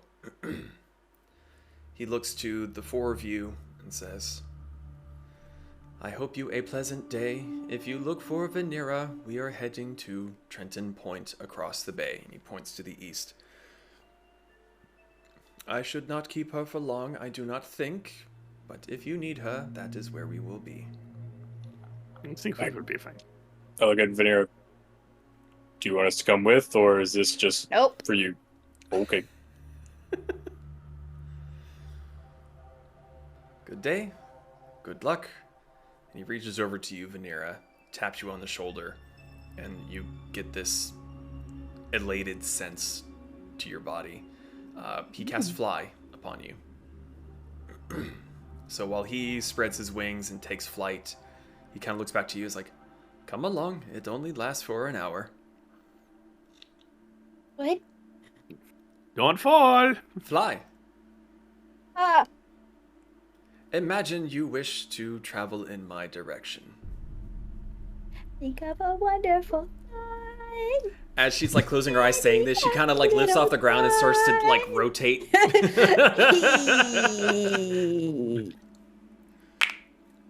I get the hang of it eventually. Starts off with a doggy paddle breaststroke. I'm now a Pegasus. So before we touch on that, just so I have an idea, what are the rest of you would say that your characters would be doing? Probably going back to the cart. Yeah, going back to the cart, reading, letting Fern Yeah. know that it wasn't as long as we thought it would be. Bit Apollo. Okay, so the rest of you head back to the wagon to take care of your animals and give Fern a bit of a break. Vanera, as you take flight after... God damn it, guys. As you take flight after Otis, he begins to fly over the bay towards the east. And you see now, you'd only been on the eastern side maybe the once when you went to visit the butcher down in the grove, but you hadn't really paid much attention out over the coastline. But now that you're flying up high and you're over the wall, you do see that there is a massive floating island, and there is water cascading over the edge. And as Otis gets a little bit closer towards it, he slows down enough to make sure that you're okay, that you're not just like fucking cartwheeling through the air or anything, and you've actually got it sorted.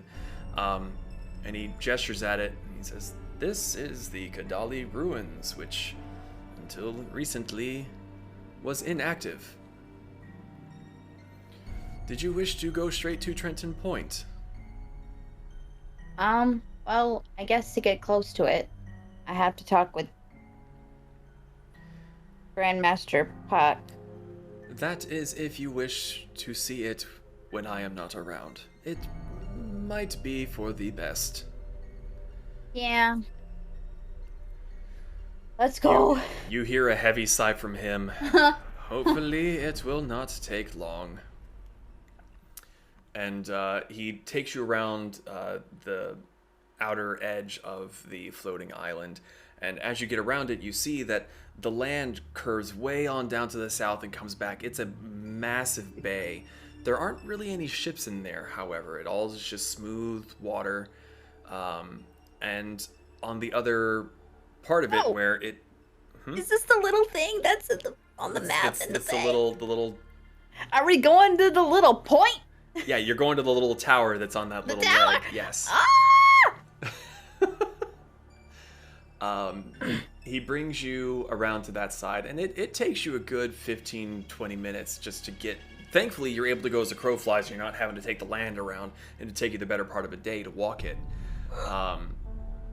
But eventually, you do make it to the tower, and Otis comes to land down at the base, and you see him kind of like patting himself down, rolling his neck a bit, and he goes, another heavy sigh. He's like, I do hope you are ready for this. You said Trentonville? Trenton Point. Trenton. Here, I'll put it in the chat. And skadoosh. So, he knocks on the door, and there's a little bit of a pause. You're waiting. You're waiting. There's another. He knocks again. Another few moments pass. And then you hear a voice from behind you. He sure is taking his sweet ass time to answer the door, isn't he? You both turn around, and there's this old, decrepit-looking human male that's hunched over. It's like, the bastard never opens the door, does he? Go on, Archimedes, knock again, why don't you? And you see Otis kind of look down and just give the deepest, painful sighs. Hello, Master Puck. Well, go on, knock on the bloody door, see if he's home. And you just see I'll go Otis knock just on the like, door. you knock on the door. The door opens, and there's a decrepit old man standing behind it. Calm down, it took me, there's a lot of steps. What? Oh, Archimedes, hello. Who's your friend? This Master Puck is Vanera. She wishes access to the ruins to investigate the odd occurrences as we have. Oh. Well, hi, Vanera. Aren't you cute? Oh, thanks. My brain What are you hurts. here for? You don't look at Otis. Is your real name Archimedes? No, it is not. Haha. Okay. He looks at you. Don't you dare. Write that down, write that down. Well, I'd offer you in, but I spilled me tea on the way down, so I got nothing to offer you. What are you here for? The island in the bay? Really? He kind of like leans out and looks at. Oh. Yeah, what about it? I'd like to study it. You don't mind? Oh. Yeah, that's fine. Okay. Okay. Gosh, you're cute. Are you, huh? Yeah. Well. Archimedes always was a little shy. It's gonna look at Otis. Yeah. There's some hate in that face.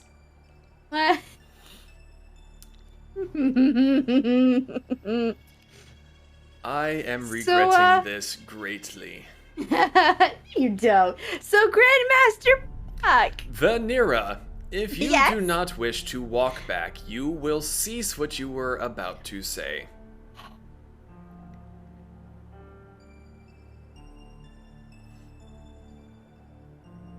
That is Just what gonna I ask. thought. I was just gonna ask more about what he knew, that's all. Well, I know lots of things. I can make tea. Oh, I dropped it. I'll be right back. And he like steps, he turns and then vanishes. Just a little. And then you hear Fucking a crash from upstairs, like, Merlin. Ah! Yeah! Damn it! there's another little from behind you. Oh, I see you opened the door. It took him about time. Where'd he go? You just see Otis look back and then look at you, Vanera.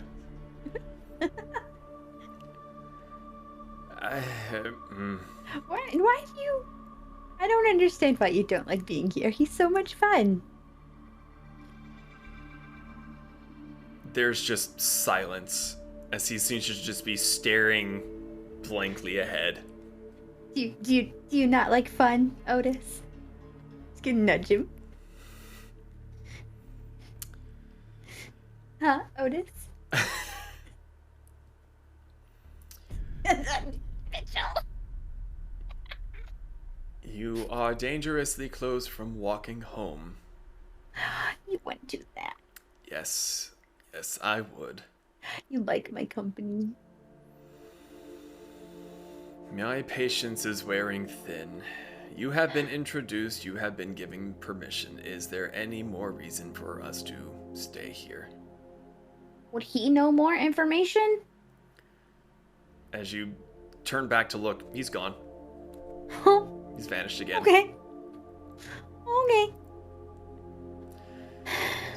He has a ring on his finger that cannot be removed and is, as you have seen, heavily malfunctioning.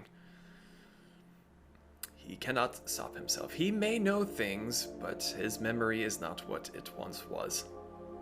Is it because of the ring? No, it is because he is older than dirt.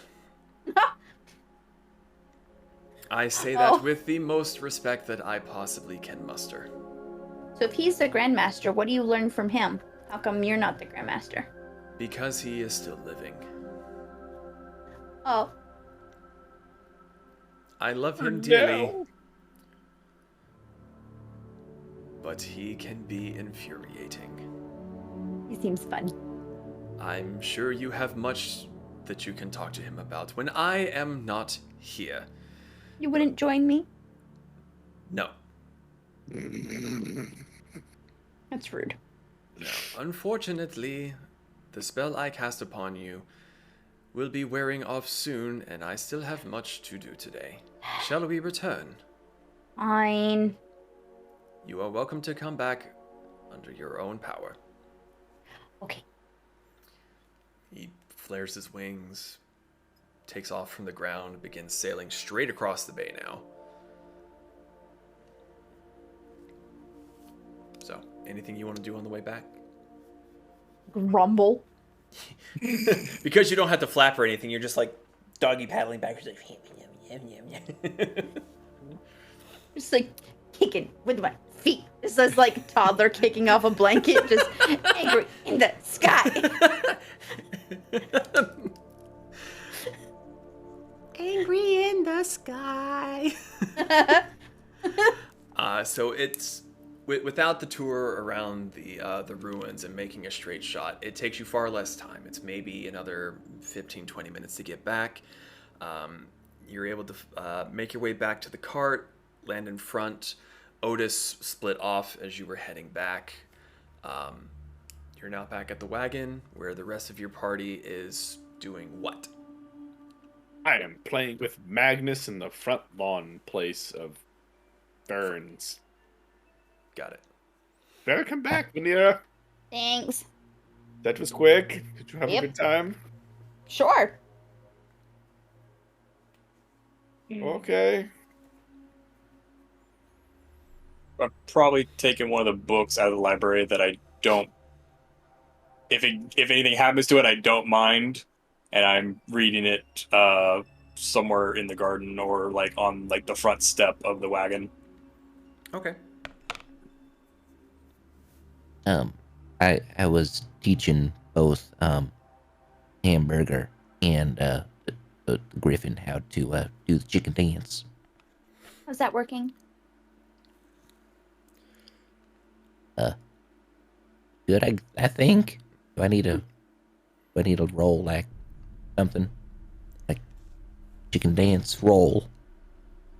Well, I want to see it dance the chicken too. As Vanera, you look behind you, and there's Grandmaster Puck.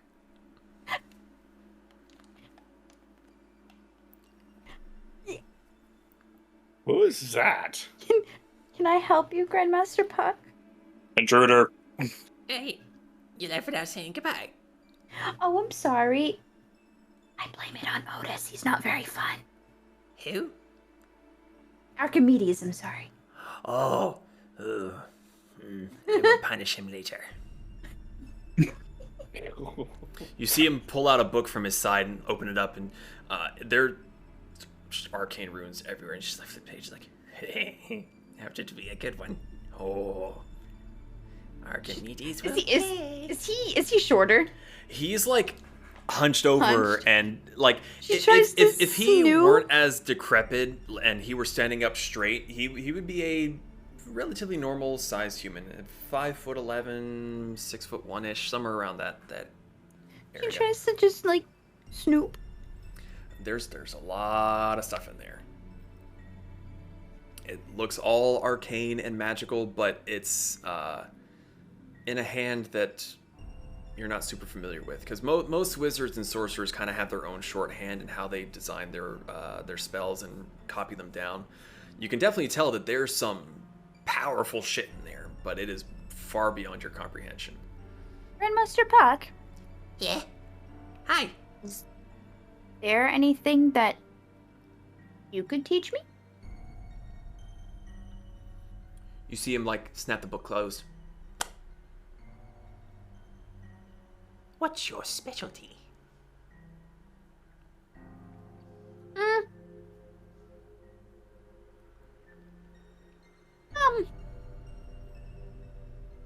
I can heal. Oh. I can summon a giant hammer Oh. and sunlight. He kind of looks up at the sun. Well, that's dangerous. Concentrated. Concentrated. Sounds no less dangerous, to be plainly honest. Magnifying glass. Yes. It's very bright. Hassan's just watching this, like, fascinated with who this person is.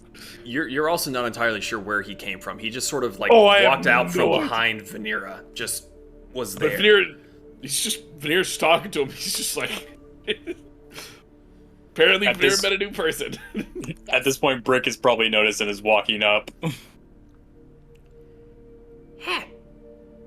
Who's the walking Hello. suit of armor? You ready for war there, laddie? Oh, I'm not a suit of armor. Common mistake. I am the armor. Grandmaster Puck, this is the crew that I travel with. The suit of armor, as you so delicately say, is named Brick. You can always call us your friends. These people that I travel with. I'm a little hurt by that. This is Well, aren't you colorful? Bez. Yeah, Yeah. I am colorful. You like my frills? They're a little weird. Yeah, they are. I've gotten used to them. Thanks. You're kind of moving. They're supposed to do that. No. Oh. I forgot. Still watered. Fix them. You have a grand fucking master there. Fix them. Hey, if you don't want them like that. And he raises his hand. I think it adds character. No. No. I think he likes it. It's fun. Yeah. It's kind of weird, but okay. So, And over there is Kasumi. ooh. she's She pretty. steps out just yawning. She just got up from a cat nap. Well, aren't you a pretty one? Oh, What? who are you? This is Grandmaster Puck. Hello. Hi, Grandmaster Puck. And then this is Zon. Ooh, The bunny man. Yes, I'm just the acquaintance. Uh-huh. Zanza can just ignore it, start playing with Magnus again. Well, that's an interesting thing. Bunny playing with the... I don't know what that is. Well, hello. So... Hi. And then he just sort of vanishes. He's an odd one. He's so fun.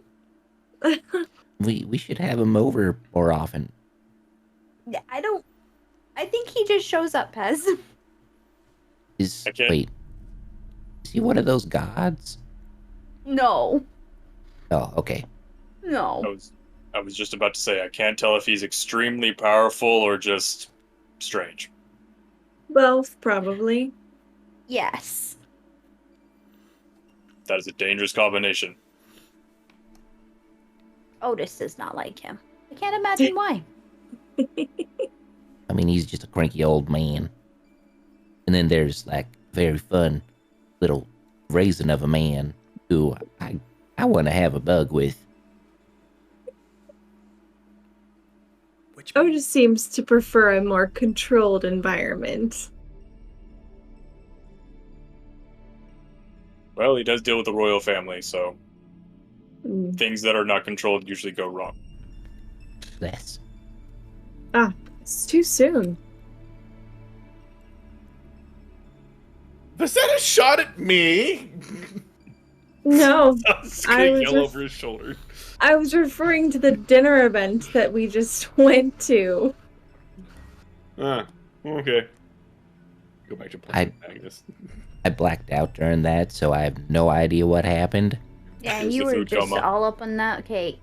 Yeah, you had a lot of cake. I Where's missed the that Apollo? cake. He's over here. I taught him chicken dance. That's Do right. you want to see? Yes, please. Yeah. Yeah, you show him the chicken dance. Oh. Flawless. Annie. I mean, between you and Hamburger and the, what do you call when, imprinting. It's pretty quick to learn. Yeah. Plus 25 on my imprinting. I would say you've done well. I go and feed the baby. The baby. The baby munches very quickly. So, is there anything anyone would like to do within the next little bit of time, or would you want to advance towards when the emissaries are arriving?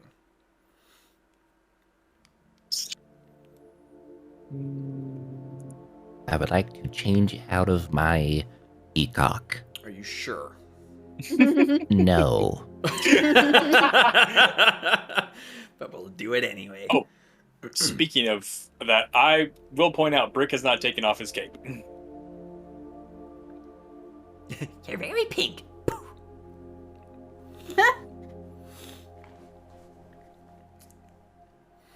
So, with that being said, we are going to advance a little bit. A few days will pass. Actually, later on that afternoon, you will receive word of the emissaries' arrival, and that they should be there within the next day or two. So, we are going to advance a few days. It is now the 7th of Iskali. And King Damian himself actually comes to speak with you and kind of gives you a general idea of what the decorum will be, where it will happen, what the plan is as far as protection. And the delegates will be meeting at the docks, around where you had gotten your little critters, Apollo and Magnus, right? Mm-hmm. Yep. And essentially, he wants you to be right near the family, being very, very close protection along with the royal guard, and just to keep an eye on the other delegates that had come in for the wedding, the Baroness, the Lord and Lady Maelglin, all of them. So, The day of the emissary's arrival comes. You're all down at the docks, looking prim, proper, well rested, and you all see coming around the edge of the harbor a magnificent ship. It has got gold trimmings on it. The figurehead is in the shape of a golden lion. The sails look very much the style of the Nightly Kingdom ships, just the plain, square, billowing sails. Also has the lion head with a sunburst pattern behind it. All of it is gold. Within a short amount of time, the ship docks. There's a flurry of movement as dock workers are anchoring the ship down, tying it off, getting supplies unloaded. And a delegation of people that I don't believe any of you have seen before come off. Most of them are dressed in forms of togas with pleated skirts, very Romanesque helmets with the plumes, shields, spears, short swords in their belts. And coming off of the ship itself, you see a Leonin, a very big Leonin. What is it? Pardon my stupidity. What is that? Leonin I'm sure he will is- show a photo. Yes, I will show a photo once I get to it. D&D Beyond is actually cooperating with us today. It is not. I was not able to download my PDF. It does not like it. Oh, was See it if doing I it? can try. Was it blank for you too? Mm-hmm. See, I told James, I'm like, that's not your tablet. That is D&D Beyond being dumb. Mm-hmm. Mm-hmm. Mm-hmm. Mm-hmm. I tried like 5 bajillion times. So, unlike the entourage that is escorting this Leonin off the ship, he is wearing a very rich, deep blue kind of toga over his shoulder and around his waist. He has sandals that tie up to his calves. He has golden bracers on and a golden sort of crown. And as he gets closer, Daddy? Oh. King Damian walks up, arms spread wide. He goes, Oh, big. "Ah, Mercy me. Emperor Decimus, it is good to see you again. It's been far too long. Welcome." The Leonin is heads above King Damian. Walks up, holds out a massive paw. "It's good to see you too. We must meet more, and not on so formal occasion. Before I forget, my second, Legatus Cassian." And you see behind him is not quite as tall as him, but a very, very, very tall male Goliath in similar armament to the other legionnaires that are escorting them off the ship. And he doesn't say Type anything. their names. Yes, I'm sorry.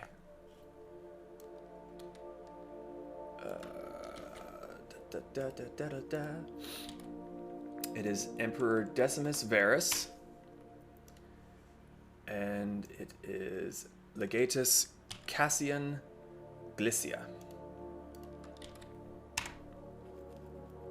And I don't have a photo of the Goliath for some reason. It didn't save on my my document, so I'll have to get that to you guys eventually. Is his name Legatus? It's more of a rank. Legatus okay. is actually, fuck it, I'll just say it in character. So the Emperor points at Legatus Cassian. He goes, "This is Legatus Cassian. He is in charge of the legions. And also my right hand." Looks like he'd be fun in a fight. Wait, your right hand? You have He's two a right sec- hands? Oh, it means his second in command. Oh. Who are these? What stand small in my way? You see King Damian just kind of chuckle. It's like, "These are the Tempests. They are local legends. Very, very good. Very, very, very strong. Very capable warriors. They are here to help protect my family. So, anyone say anything? Doing anything? No? With that little insult thrown out? Are we like supposed to bow and curtsy? What do we do? I don't even know what you are. Like, are you also a very fancy mayor? You are strange, tiny thing. I came from down south. Way south. Ding, ding, ding, ding, ding, ding. I would take offense to the tiny term, but I beat you in an arm wrestling competition. Oh, look, it's the Emperor. There would be time for pleasantries later, yes? The king kind of nods and goes, Of course, of course. Come, let me show you my family. And he brings him further down the docks and starts introducing him. Oh, what the hell? Oh, there we go.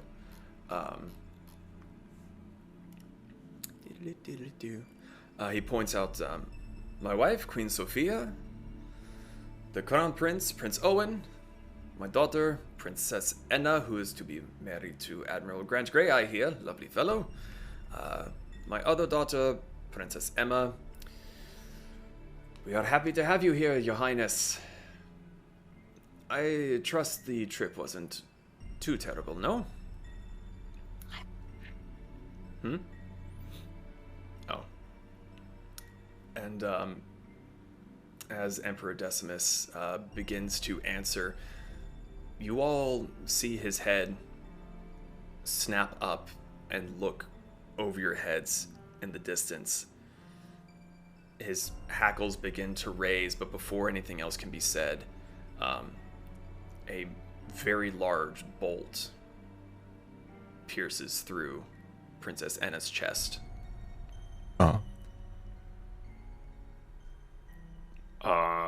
Zan's gonna draw his sword and lurches try her forward, buries itself into the dock, and she is pinned on it. Yeah, I'm drawing my sword and trying to figure out where that came from. I need...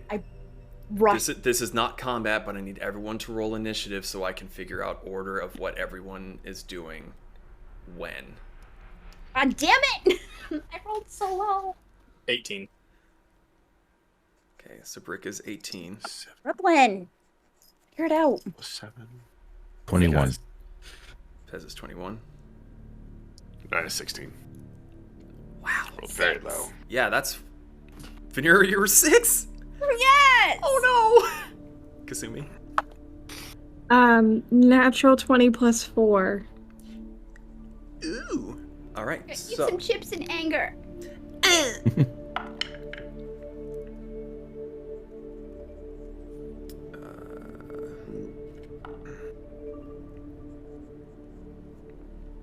Okay, so Kasumi, you are up first. You see the Princess Anna get pierced through the back and is now pinned to the wooden dock. What are you doing? This how is big? a chance for perception checks, investigation, using your abilities, whatever you want to do. Perception. What are you looking for? I'm looking to see if I can find anything in the direction that the bolt came from. Okay, make a perception check, please. Evil is plain as the bolt through her face. There has to be balance. A natural one. Oh, your first instinct is to look where it came from, but because of the impact from it, some of the blood just happened to, from her, splattered into your eye, and for the moment you're trying to rub it out of there. So that would be Kasumi. Oh, goody. Pez, what are you doing? I am going to I had something, and then I thought of something else, and then I forgot about that one thing. Got something. Let me go. I'm going to, I guess, just roll perception I don't know. Try to see where the bolt came from. Okay, make a perception check. 12. 12.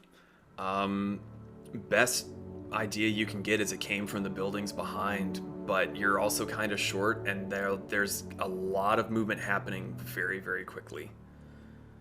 That will bring us to Brick. What are you doing? Okay. Check one more thing. Sorry, I've been trying to check all this stuff so I can be ready, but I got one more thing to check. How fast can I? Zon, you're up next. I already know what I'm doing. Okay. Making sure. Sorry, I'm trying to find how quickly can I summon my familiar. I think it's a bonus action. I believe so. Okay. So action, hollow armor on Vanera, and the princess is how big of a bolt? Is it just like a crossbow bolt? No, it's large. Like standing up full height, it went through her chest, and she's kind of pinned, leaning. Like it's in her. Okay. Just in case she's still breathing, I'm going to put the other one on her. Okay. So you see the two projections of Brick, one going to Vanera to protect her, and one going to the princess just to hopefully protect her if she's still breathing. He's gonna bonus action summon Mortar, just look at him, go find it, and Mortar's gonna take off and get a bird's eye view, see if he can see anyone who did it. Okay. I know exactly what gif you were putting. Make a perception check, please. For Mortar. Natural 20. Okay. Plus 3, God I think. damn So it with the 23. Olaf gif. Fuck you guys. Oh, look. Oh god, I've been I've been impaled. impaled. So that what was it again? Natural 20? Natural 20 plus 3, I think. Okay. Yes, plus 3.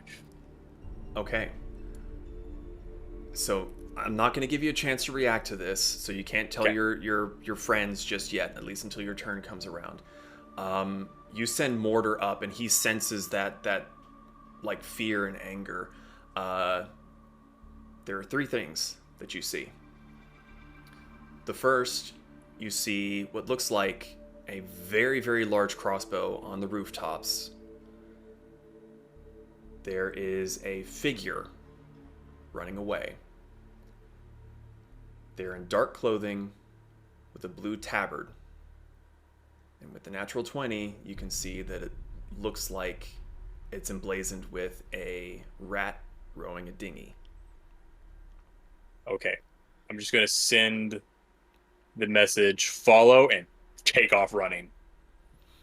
Okay.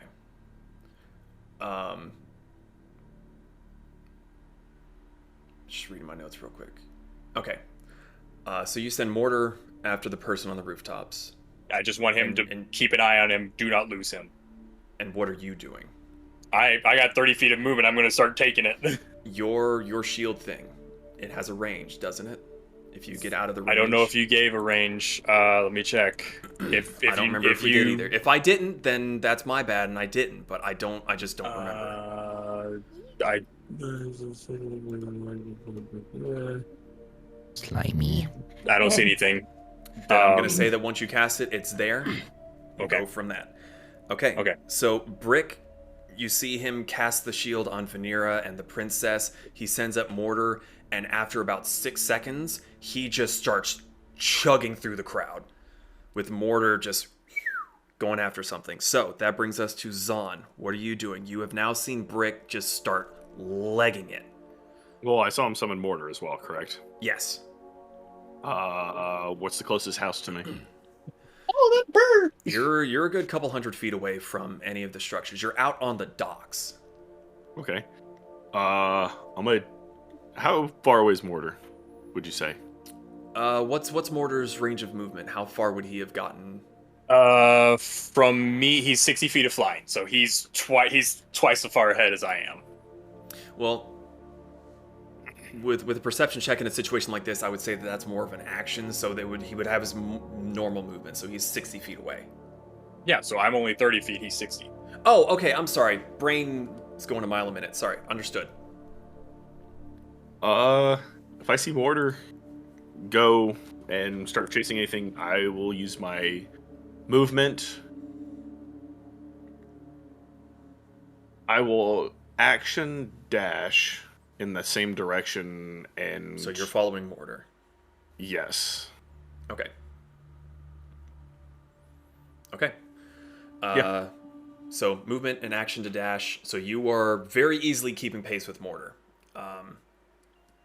So with that, Vanera, it is finally your go. Kasumi, you're going to be on deck here for this. Yeah, fuck y'all. She's gonna race over to Princess Anna. Okay. I don't have anything that helps. So. It's fine. She alive? Yes. She looks stunned, and her breath is severely ragged. I mean, she's pinned. Yeah. Well, she's gonna fucking, as gentle as she can, slide her down this fucking bolt. And because she's pinned, right? You might want to go the other way. Down is just getting her further down to where it's stuck into the wood. So, I'm hold on. sorry. So imagine if she's standing here, the bolt came For whatever through reason, I and- pictured an icicle. So it No, was like no, wider at the top and skinnier at the bottom. It's a very large, like, crossbow bolt. So it basically went through her and pinned her at an angle. This is in the wood. Okay. And she's sort of just wedged at an angle. I can't do this alone. Someone help me. The Emperor, who's a bigger person, doesn't seem to have a whole lot of sympathy. He's kind of looking towards where it came from, but hears you, looks at the situation, and he just sort of like walks up and just kicks the bolt, splinters it in half, and she falls. Spare the dying. Okay. You spare the dying. She does still have a bolt in her chest, but she hasn't passed on. There is still ragged breaths. It's kind of like here in the shoulder, so it very likely got it through a lung. Okay, so spare the dying is your cantrip? Okay, is there anything else you wanted to do? Since you technically can... I don't know if you have any like potions or anything that you could use as an action in your inventory for that or not. I mean, I have. Or you could, start using your action to try and pull her off of it. Yeah, I want to get the bull out. Okay, so you're basically trying to get the bolt out and go, spare the dying, spare the dying, spare the dying, don't die, don't die, don't die. Yeah. Okay, so you're tending to the princess. Kasumi, you are up. You see Brick summon Mortar take off as soon as you've gotten the gunk out of your eye. Zahn, just like Brick starts to make a hole, and Zahn just goes whew, whoop, and just keeps on going. Zahn moved 80 feet to fucking go. I would like to bonus action dash and action dash. Can you do that? As a rogue, she can. So, Zahn, you're like, okay, I got this. The fuck you! So, now, again, you will very easily overtake Mortar, who so far is the only one that's really seen anything. So, you can very easily catch up to Zahn and Brick, but do you continue further? What do you... So they were going towards a building, correct? Yes. Yeah, They so were definitely she's gonna heading get towards the buildings there. if she can get on the back side of that building, like she kind of wants to have there's someone on this side, someone flanking it. Okay, so you would be able to run up to the building and with your movement be able to start making your way kind of, to the corner. You wouldn't be able to get all the way behind the building, but you're fucking fast and you're really fucking close. But yeah, there's also the fact of you trying to get through all the people who are now scrambling and panicking. There's soldiers rushing to try to, make the perimeter and everything and like cordon people off and figure out what the hell's going on. But with all of your action and everything, you are damn close to where you wanted to be. Okay, cool. Fucking rogues, man. 120 feet. Hell yeah. Pez, it is you. Brick, you're next. I'm going to, I guess, just draw my weapon and try to protect those who are behind me. And Hamburger is gonna just like defensive. So just nothing else, just kind of standing and protecting? Yep. Guns Okay. ready to go. Alrighty.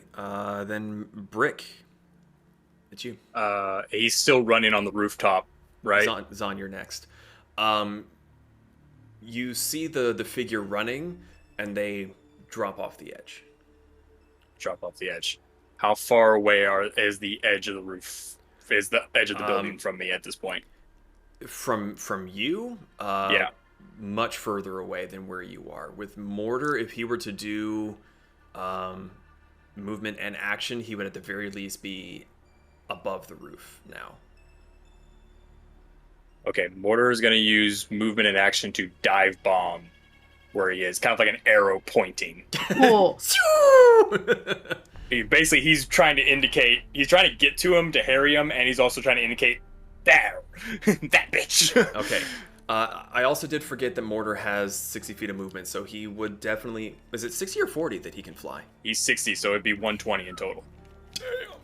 Okay. I will let you make an attack at disadvantage, just because he's getting there as he's dropping off, and it's kind of like... Yeah. Sonic boom out Please, his that was a ass. 19. Please. Damn! That's not as good. So he can't take an attack as a familiar. He can only use the help action, so he's... Yeah, but this is for funsies. Okay, Shut for up, I'm the funsies. DM. So shut the fuck up and do it. It's only an 8. An 8? Yeah, if you said disadvantage, so it's a 19 and a 5. Mortar goes for the dive, and as the figure drops off the edge, gravity is just enough that Mortar kind of like gets a little like bit of hair, but then has to like abort, like don't hit the buildings. Right. Talons But at least come now, hopefully some people have seen it. there. Yeah. You yourself, I'm assuming you're still just I'm going to probably take chugging after Kasumi, or what are you doing? I'm going to take movement and action as a dash, so that's 60 feet of movement. How far does that get me? You're nowhere close to even catching up to Kasumi at this point. You can see her you can see those tails cut around the corner, the backside, start going like towards in between the alleys of these buildings to try and catch up with this figure. Brick sprinting ahead is realizing he's falling behind and is going to go Bowler, Shinsei, Valkyrie, anyone who's listening, please let this work. He's going to snap his fingers and try to Misty Step to give him that extra boost. Okay, it is successful. So he goes another 30 feet forward. You basically run, and Kasumi, as you're rounding this corner, you hear a little clunk, clunk, clunk, clunk, as you just start leaving Brick behind again. So that will be all that you can do, Brick. Zon, Vanera, you're up next. Let me just check one thing real fast. But you're up. Okay. I'm obviously see Kasumi's sprint, and I can only move 80, so I can't keep up with her that well. But that being said, I will do run and action. I'm going to dash again, but I will bonus action rabbit hop over people. Okay, So that's another 20 Are you going feet. towards where the rest of your group is going, around the corners? Where I saw that owl disappear. So you're going... Are you going up, or are you going around with Kasumi and Brick? Can I get on top of the building with that? You could certainly try. Fuck it. Okay, acrobatics check, please. Okay. Because your rabbit hop is able to get you so far, but you kind of have to like jump up and... 20 feet, yeah. 17 plus 3, so dirty 20. Fuck, yeah. Okay, so the rest of you don't really see this. Pez, you might, because you're kind of over there defending, but you see like tails as they're like jumping over people and they disappear around the crowd. You see Mortar dive bombing something, and then all of a sudden you see your buddy Zon just go, huh! Grab it and like haul himself up over the edge, and you're like, well, shit.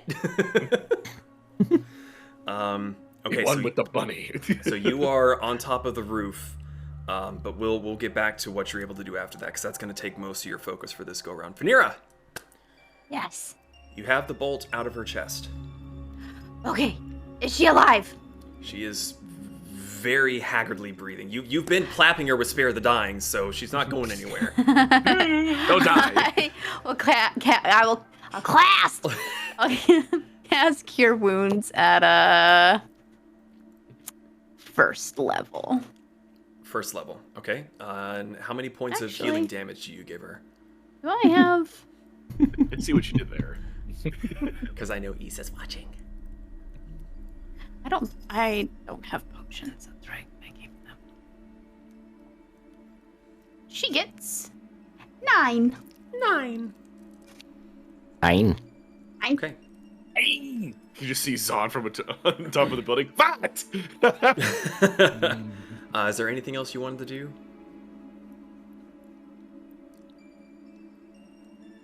Yep. She's gonna stand up and turn around and get as into that Emperor's face as she possibly can. Oh.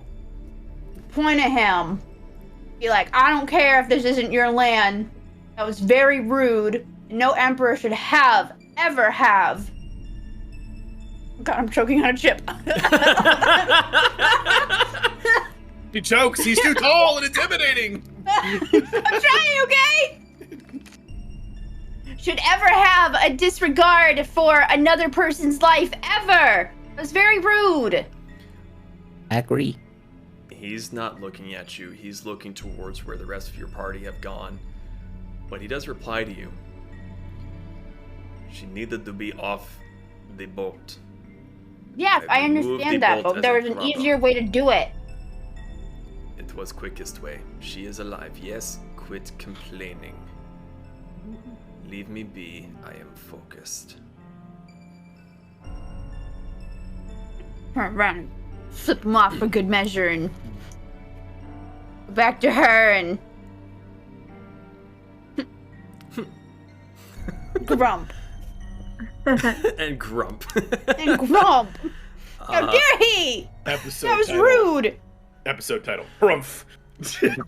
No, I've given some great episode titles. Brick for brick, angry in the sky, grump. All of the Okay. above. That will bring us back to Kasumi with Pez on deck. Okay. I'm gonna use my bonus action dash to continue moving around the building. Do I see anyone running? Make a perception check. With advantage, because pack tactics. Can I throw advantage all the way from here? No! I mean, technically, she's surrounded by allies. They're just civilians. That is a 16. A 16. As you're sprinting down the alleyway, you weren't really able to see Mortar because you were already by the bottom of the building. But you're just sprinting and looking down alleyways, and you feel like you might have seen a bit of cloth. Could have just been some clothing on a line. It might not have been. But I mean, you are hauling ass. So it's kind of like a, what was that? Was that it? Was that what I'm looking for? Kind of a situation. Okay, I'm gonna squirrel moment. I'm gonna go after. I'm gonna use my action dash to get over there. Okay, so you turn the corner and you start heading towards what you think might have been your target. And as you get around the corner, you turn right behind the building, and you just see more alleyways off to the side. You're sprinting down, you're looking down each one, and you get to one particular one, and you have to fucking put on the brakes like Tom and Jerry dust behind you as you see Blue running down one of the alleyways, and they are moving. Okay. Target acquired. Kill mode activate. Our homing fox is has found. I was gonna say, what's the fox hunt horn that? It's literally a fox hunt. Except Agloo, reverse. agloo. A rat hunt. That's my turn. So, Pez, you're up, buddy. What are you doing? I'm still gonna have my gun at the ready.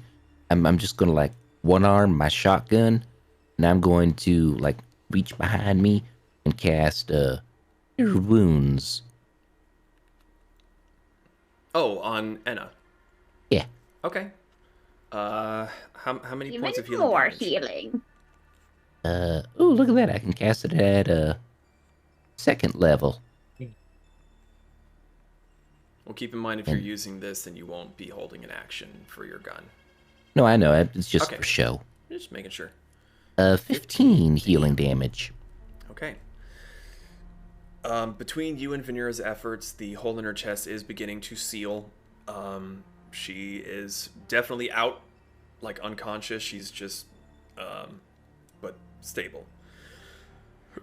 Ooh, excuse me. All right, that brings us back to Brick. What you doing, bud? Giving orders to Mortar first. Did the dive bomb cause him to lose eyes?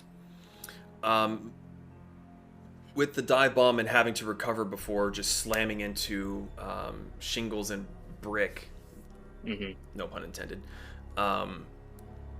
he did have to pull up. And while he didn't necessarily lose sight of him, the pursuit is halted momentarily for him. He had to stop from slamming into something. Okay, I just want him to keep on him and keep a distance this time instead of trying to go after him. Just make sure he stays on him. Make another perception check as this figure is moving about as quickly as Kasumi is, which is actually about what Mortar can do with double his movement. So, 17. 17. There's moments where Mortar loses sight of him just because Mortar's flying high above, but the different angles of the rooftops and the alleyways, whoever this is, they are moving. They're going in and out between alleyways. They're jumping through awnings. They're just doing everything that they can to shake the tail that they've got on them. Mortar is able to see that Kasumi is also hot on this dude's tail, but you're not really sure how long that will last as these alleyways just twist and turn. So he's kind of zigzagging all over the place. Looking through Mortar's eyes, can I get a read on where he might be headed? Well, if you're looking through Mortar's eyes, you're going to have to come to a complete stop or you're just going to slam into something. Because you go blind, deaf, and dumb. Yeah. Because at the moment, all you can hear is Mortar saying, I see him, he's over here. But you can't get a visual unless you stop moving. I'm just going to keep going. The rooftops aren't, like, connected in any way. They're pretty spaced apart. Okay. It's possible that you would be able to jump from one to another if you were Zahn, sorry. Right. Okay. Zahn's ahead of me, behind me, equidistant? You don't know. Okay.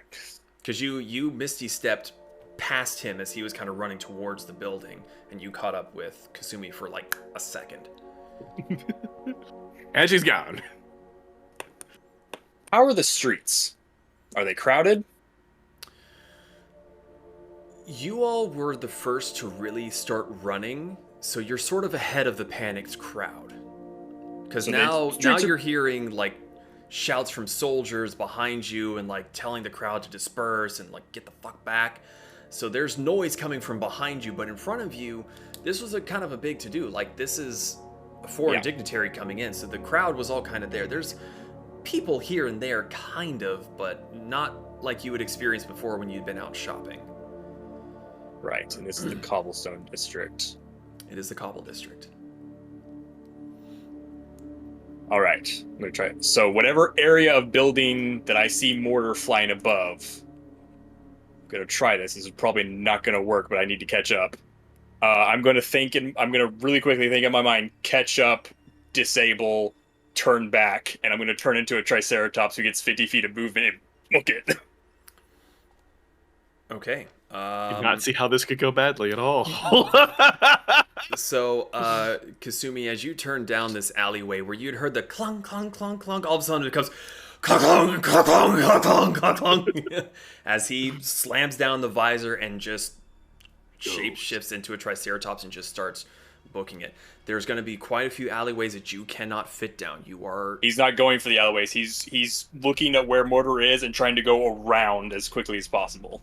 Gotcha. So he gets total 100 feet of movement with action and dash. I thought you were trying to fucking Kool-Aid man that. I'm like, Oh yeah! Just goes through one side of the building, out the other. That does bring us not to... destroy the city. That brings us to Zahn. Vanera, you're on deck again. So I'm on top of these buildings. I'm obviously... You can see trailing. Mortar is kind of... You can see Mortar like flapping fast to catch up and then slowing down and then flapping again to catch up. So I'm building top to building top, building top to building top, movement, action, dash, and give me a rapid. general acrobatics check as you are having to jump across varying lengths of alleyway. And rabbit hop as well, so it's going to be, I think, 100 foot total. I'm not so much concerned about the distance of your movement, but more that you can jump across these roofs and not lose your footing on these clay tiles and such. 19, not bad. You are able to fucking Assassin's Creed your way across these.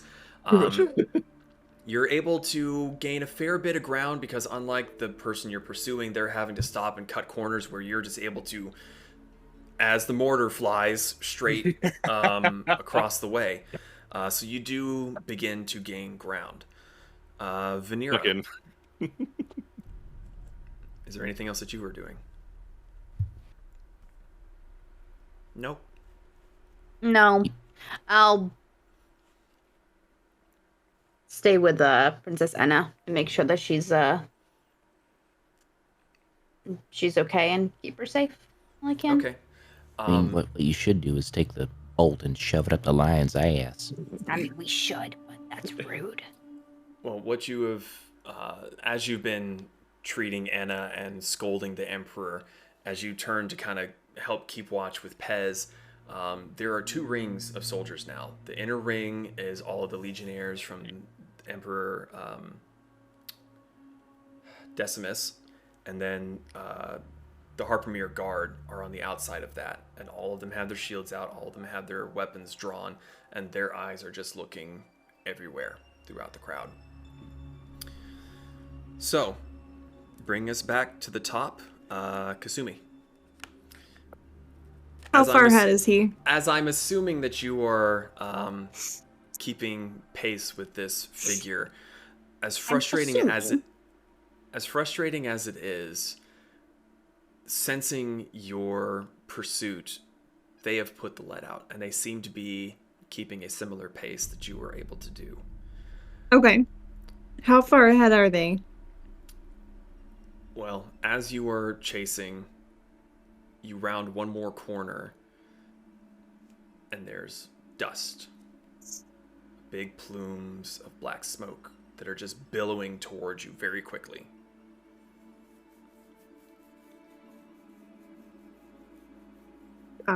She's still gonna run through it. Okay. Well, hold on. So these are very much like square grid alleyways, correct? To some extent. It's not perfect, but more or less angular alleyways.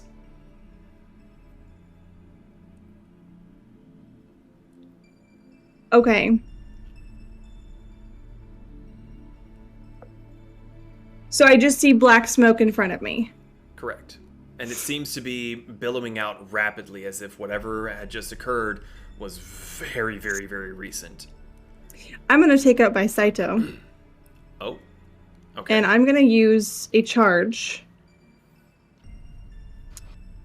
And I'm going to use it for magical sight. Okay. Very nice. So with that, I ignore the 1/2 and 3/4 cover. I don't suffer disadvantage when attacking long range.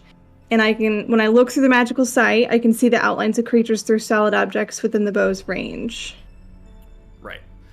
So, as you pull out the bow and you use the charge and you look through the sight, in the smoke, you can see the figure is crouched down, and the outline appears to be heaving something up. Okay, I'm gonna shoot at him. Make an attack. Okay. Get it, get it, get it, get it. Get it. 18. 18 hits. Oh, and I'm using a ranged weapon, so that gets sneak attack. He definitely doesn't see you there. Yeah, okay. So, Let's roll the normal damage. actually, before you roll that damage, roll it with advantage because the smoke also kind of makes it so he can't see. So I'll give you advantage on it just to see if The attack damage? roll the attack dice again, see if you get something better than an 18. If you get a natural 20. That's a natural 20. Fucking Hell course yeah. it is. Ooh, baby! Get him! Okay. Just assuming for the now. sake of cool, make sure you check that other rule of. Yeah. Okay. Shit. Okay. So obviously for the normal damage, so it would be a full 6 plus a 6, which is 12, and then I'll roll the damage for the second half for the critical hit. Okay, so that is 14 piercing. 14 total. That's just the piercing damage, so I'm gonna roll sneak attack. Okay. It's gonna be dead and we're not gonna be able to question him. Sneak attack is 16 points of damage. Okay. And let me go back up to my weapon. We could probably revive him. I also get 1d6 of poison damage, Up to the dead. which that was just 1 point of poison damage. And okay, with a critical hit against the enemy, they may choose to see. I'm going to expend 2 of the weapon's charges to inflict the target with aspect of Jade. When this happens, they must roll a DC 13 Constitution saving throw. Mama's got a new statue. With the bonus, that's a 4. Mama's got a pretty new necklace. On a failed save. My DM dice curse is Carrying on. Yep. On a failed save, the creature magically begins to start turning into Jade, and it's restrained. It must repeat the saving throw at the end of its next turn. If it fails the second time, it is completely turned into Jade. Uh-oh. You need him alive! You need him alive! I'm gonna use the rest of my movement to go up to this motherfucker. Okay. You start wandering towards him. I'm assuming using the sight to see through the smoke. Yep. Without the sight, you can't even see like your hand in front of your face. Like the magical sight the bow is giving you is all that you have now that you've gotten into the cloud. But you are approaching the person, and as you shot him, you hear a loud clanging sound as whatever he was lifting was dropped. And you just hear like groaning and pain and just panic sounds. Like what is happening? So you're approaching him. That brings us to Pez, who is still by the docks. Anything Which to I add? will add a note. When she walks up to him, she continues to just hold that bow pointed right at this motherfucker's face. And she just holds there. Pezza? With my anti-disguise goggles on, do I see anything funny? Make a perception check.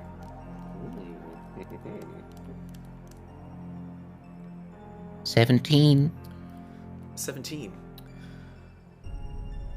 Nothing strikes you as funny as regarding the anti-disguise goggles, no. Everyone around you appears to be as they are. Damn. Okay. Okay. Sorry, so that brings us to Brick with Zahn next. What you doing, Brick? Okay. Is Mortar letting me know what he sees? Mortar is giving you like very brief play-by-play, like lost track, smoke, Kasumi went into smoke. Okay. He's gonna stop, turn back, look through Mortar's eyes, get the idea of where he is, and movement, and then Misty Step again to try and get as far as he can. Step as a Triceratops? I changed back. Oh, sorry, you didn't say that part. Okay, so I did. Might just not come through. Did he say it? Sorry. Am I deaf? I thought I did. Sorry, I meant to. I thought I said change back. You thought it really loudly. So, you pop back out of the Triceratops form after you've gained a bunch of ground, checking in with Mortar, and you realize that, like, oh fuck, I've gotten way too far forward now, and you have to start working your way through the alleyways. You won't quite be able to get there. I would say that you are starting to see some of the smoke kind of like wisping around towards like the top part of some of the buildings, but you're not able to see the full source of it yet. Zahn, you're up. Vanera, you're next. Well, this smoke just happened. Do I see where the smoke is? Is it close enough for me to get to it with? Yes, you are able. So you're tracking Mortar flying over the rooftops, and you begin to see, much the same way as Brick, you start seeing smoke sort of like curling over the tiles of the roof and sort of dissipating as it gets higher and there's more airflow. And you're very quickly able to get up to the edge of the roof where you can see the billowing smoke down below. You cannot see through it. You don't even really know what's going on. Just Mortar. So, just will my circling around. basic movement get me there? Is what I need to know. Oh yeah, you can definitely get to the edge of the roof. Let me check one thing real fast here. Okay. I am going to get right to where the smoke is and use an ability that I'm trying to find where it is. I'm gonna do Gust of Wind from main. Okay. And try to put it at an angle so that the smoke starts blowing. Okay. Let me just double check the volumes of such an ability. What level was 60 it? feet. It is Gust of Wind. Got it. Second level. Okay.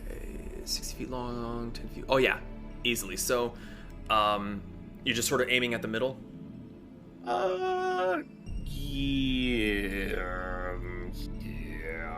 Yeah. Okay. Yeah. So just sort of aiming it towards the middle from up on the roof, you cast the spell, and Kasumi, you feel the hair on your head, your tails kind of billow past, and you just see the smoke brushing past your vision, and within just a few seconds, you start to see things clearing away, and fucking, of course, you see in front of you is, let me see. You see a man, he looks heavily disheveled, bags under his eyes, his hair is greasy, his beard is all tangled and matted. Looks like maybe he hasn't slept in days. He's panicking, he's in pain, he's got a green barb sticking out of his side, and the green is spreading all the way across him. And he looks up at you and just says, "Help me." And then all of him turns to green. I failed to save. I rolled another fucking 4. So Zahn, as you cast the spell and the smoke begins to waft away, you see Kasumi is standing over a green jade statue of a man.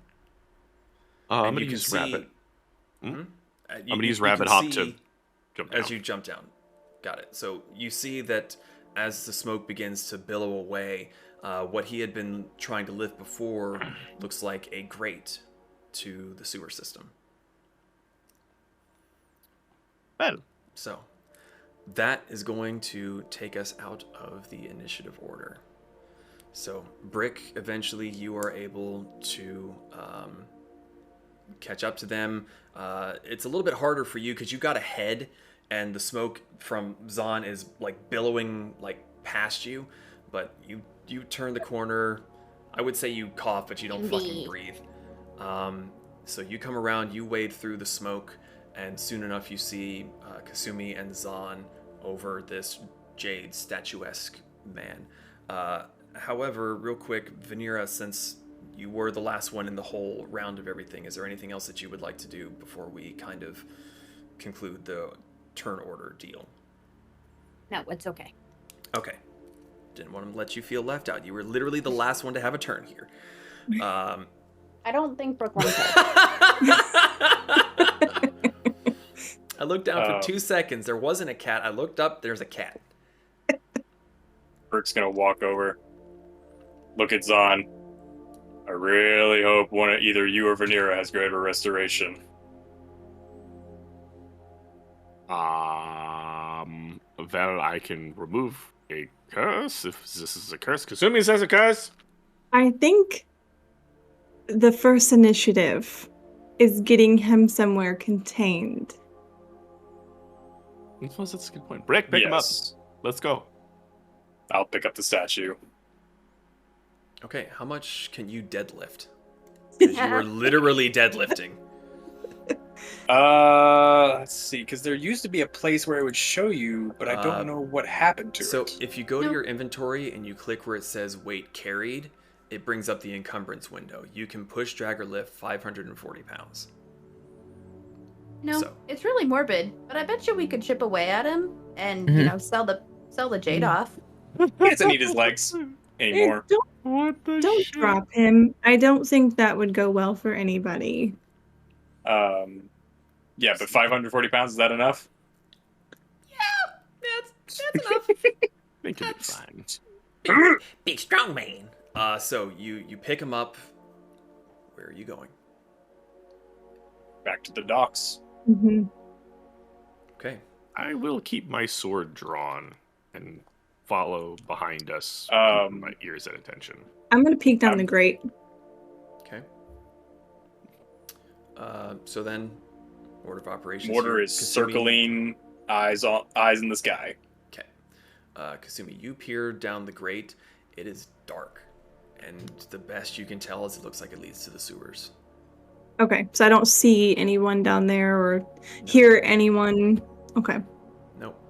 What you do hear is the relatively panicked cries of people running down the roads proper to kind of get away. You're in the back alleys, so people they're not going through the alleyways to get away. They're taking the main ways to get home, get off the street, and just get safe. Okay. So the rest of you head back towards the docks. Mm-hmm. Okay. So with Brick carrying the big jade figure, you make it back to the docks and you see just rows and rows of guardsmen, and behind them the legionnaires. Past them you see the head of the emperor, and like as soon as you come out of the alleyway there, his eyes are on you just immediately. So you all approach. Mm-hmm. Okay. King Damian. Got him. If my magical research is correct, we're going to need about 100 gold of diamond dust. You want to see if this is a curse that I can remove first? That's if you want to remove it. I mean, you don't have to. We got to question him. Also, the king might want to put him in a cell before we do that. Yeah. Zone of truth. I mean, you gotta admit though, that was pretty cool. It was very I'm cool. very proud that you turned him to jade. Would be I nice if stopped he wasn't jade. Oh no, listen, you did fantastic. The soldiers and the legionnaires part away as King Damian and Emperor Decimus Decimus lumbers up to you. King Damian is furious. You've seen him as a very jovial kind of person, even in the night before, during the dinner, or not the night before, sorry, the few days ago during the dinner, even with the poisoning, he seemed calm and collected, and even then just kind of had like a little grin, like, Now he is just brooding thunderclouds. His daughter was shot. He is not happy, and he has his own rapier drawn. He's looking towards the thing that Brick is carrying. He kind of looks at Brick, looks at the thing, and looks at the rest of you. Can't say I'm disappointed in your work. And he kind of looks behind. Captain! Get him up to the castle. Bring my daughter. Keep a cordon off. Keep an eye. Vanera, stay by your side. Oh, don't drop him. Yes, Brick, don't drop him. So, begins a mighty procession. The guards form back around all of you, the king and the emperor, and just as a massive mob, you all make your way up towards the castle. And that is where we're going to end for Ah, tonight. you fucking cack. Oh, So, it's getting good. good job. Way to fucking haul ass. I did not realize you could dash twice. I never knew Yeah. that was an option. As a rogue, they have As the a rogue. ability to bonus action dodge, hide, or dash. So Monks get movement, the same. bonus action dash, action dash. I didn't know that you could do that. That's pretty cool. Yeah, monks Yeah. and rogues can use their entire turn just to book it. Yep. Yeah. And it is, as we've seen, impressive as fuck. It's a little nifty. I can keep up with her for a little bit, but not that long. Nope. Yeah, you're only Assuming saving wins grace that being able long to go in a race. straight line where she had to go. Zoop, zoop, zoop, zoop, zoop, zoop, zoop. Yeah. Yeah, I can't do that. I'm All nowhere right. close. So with that, thank you all so much for joining us. Again, if you haven't already, join the Discord. We love to hang out with people, chat about In the D&D. doobly-doo. In the doobly-doo. In the We doobly-doo. play plenty of other games: Dark Tide, Human Fall Flat, Sea of Thieves, Star Citizen, all these other kinds of games. So if you're interested in any of those and you want to join in, you're more than welcome. Any parting questions, comments, concerns? No, it's freaking awesome. All right. If Good you're job, watching us everybody. live, join us next week for Zeke's campaign, where we try to see what else we can do with Peanut as a giant kaiju battle kind of deal. That moment of panic. What have I done? Would you rather have peanut or wolves? Peanut. What? I don't know if that's an insult or a compliment. I don't know how You to can take only that. hit them twice. I can only hit them twice so far. All right. Well, in any case, again, thank you all so much for joining us. See you the next time we go live. Good night, everybody. Bye-bye.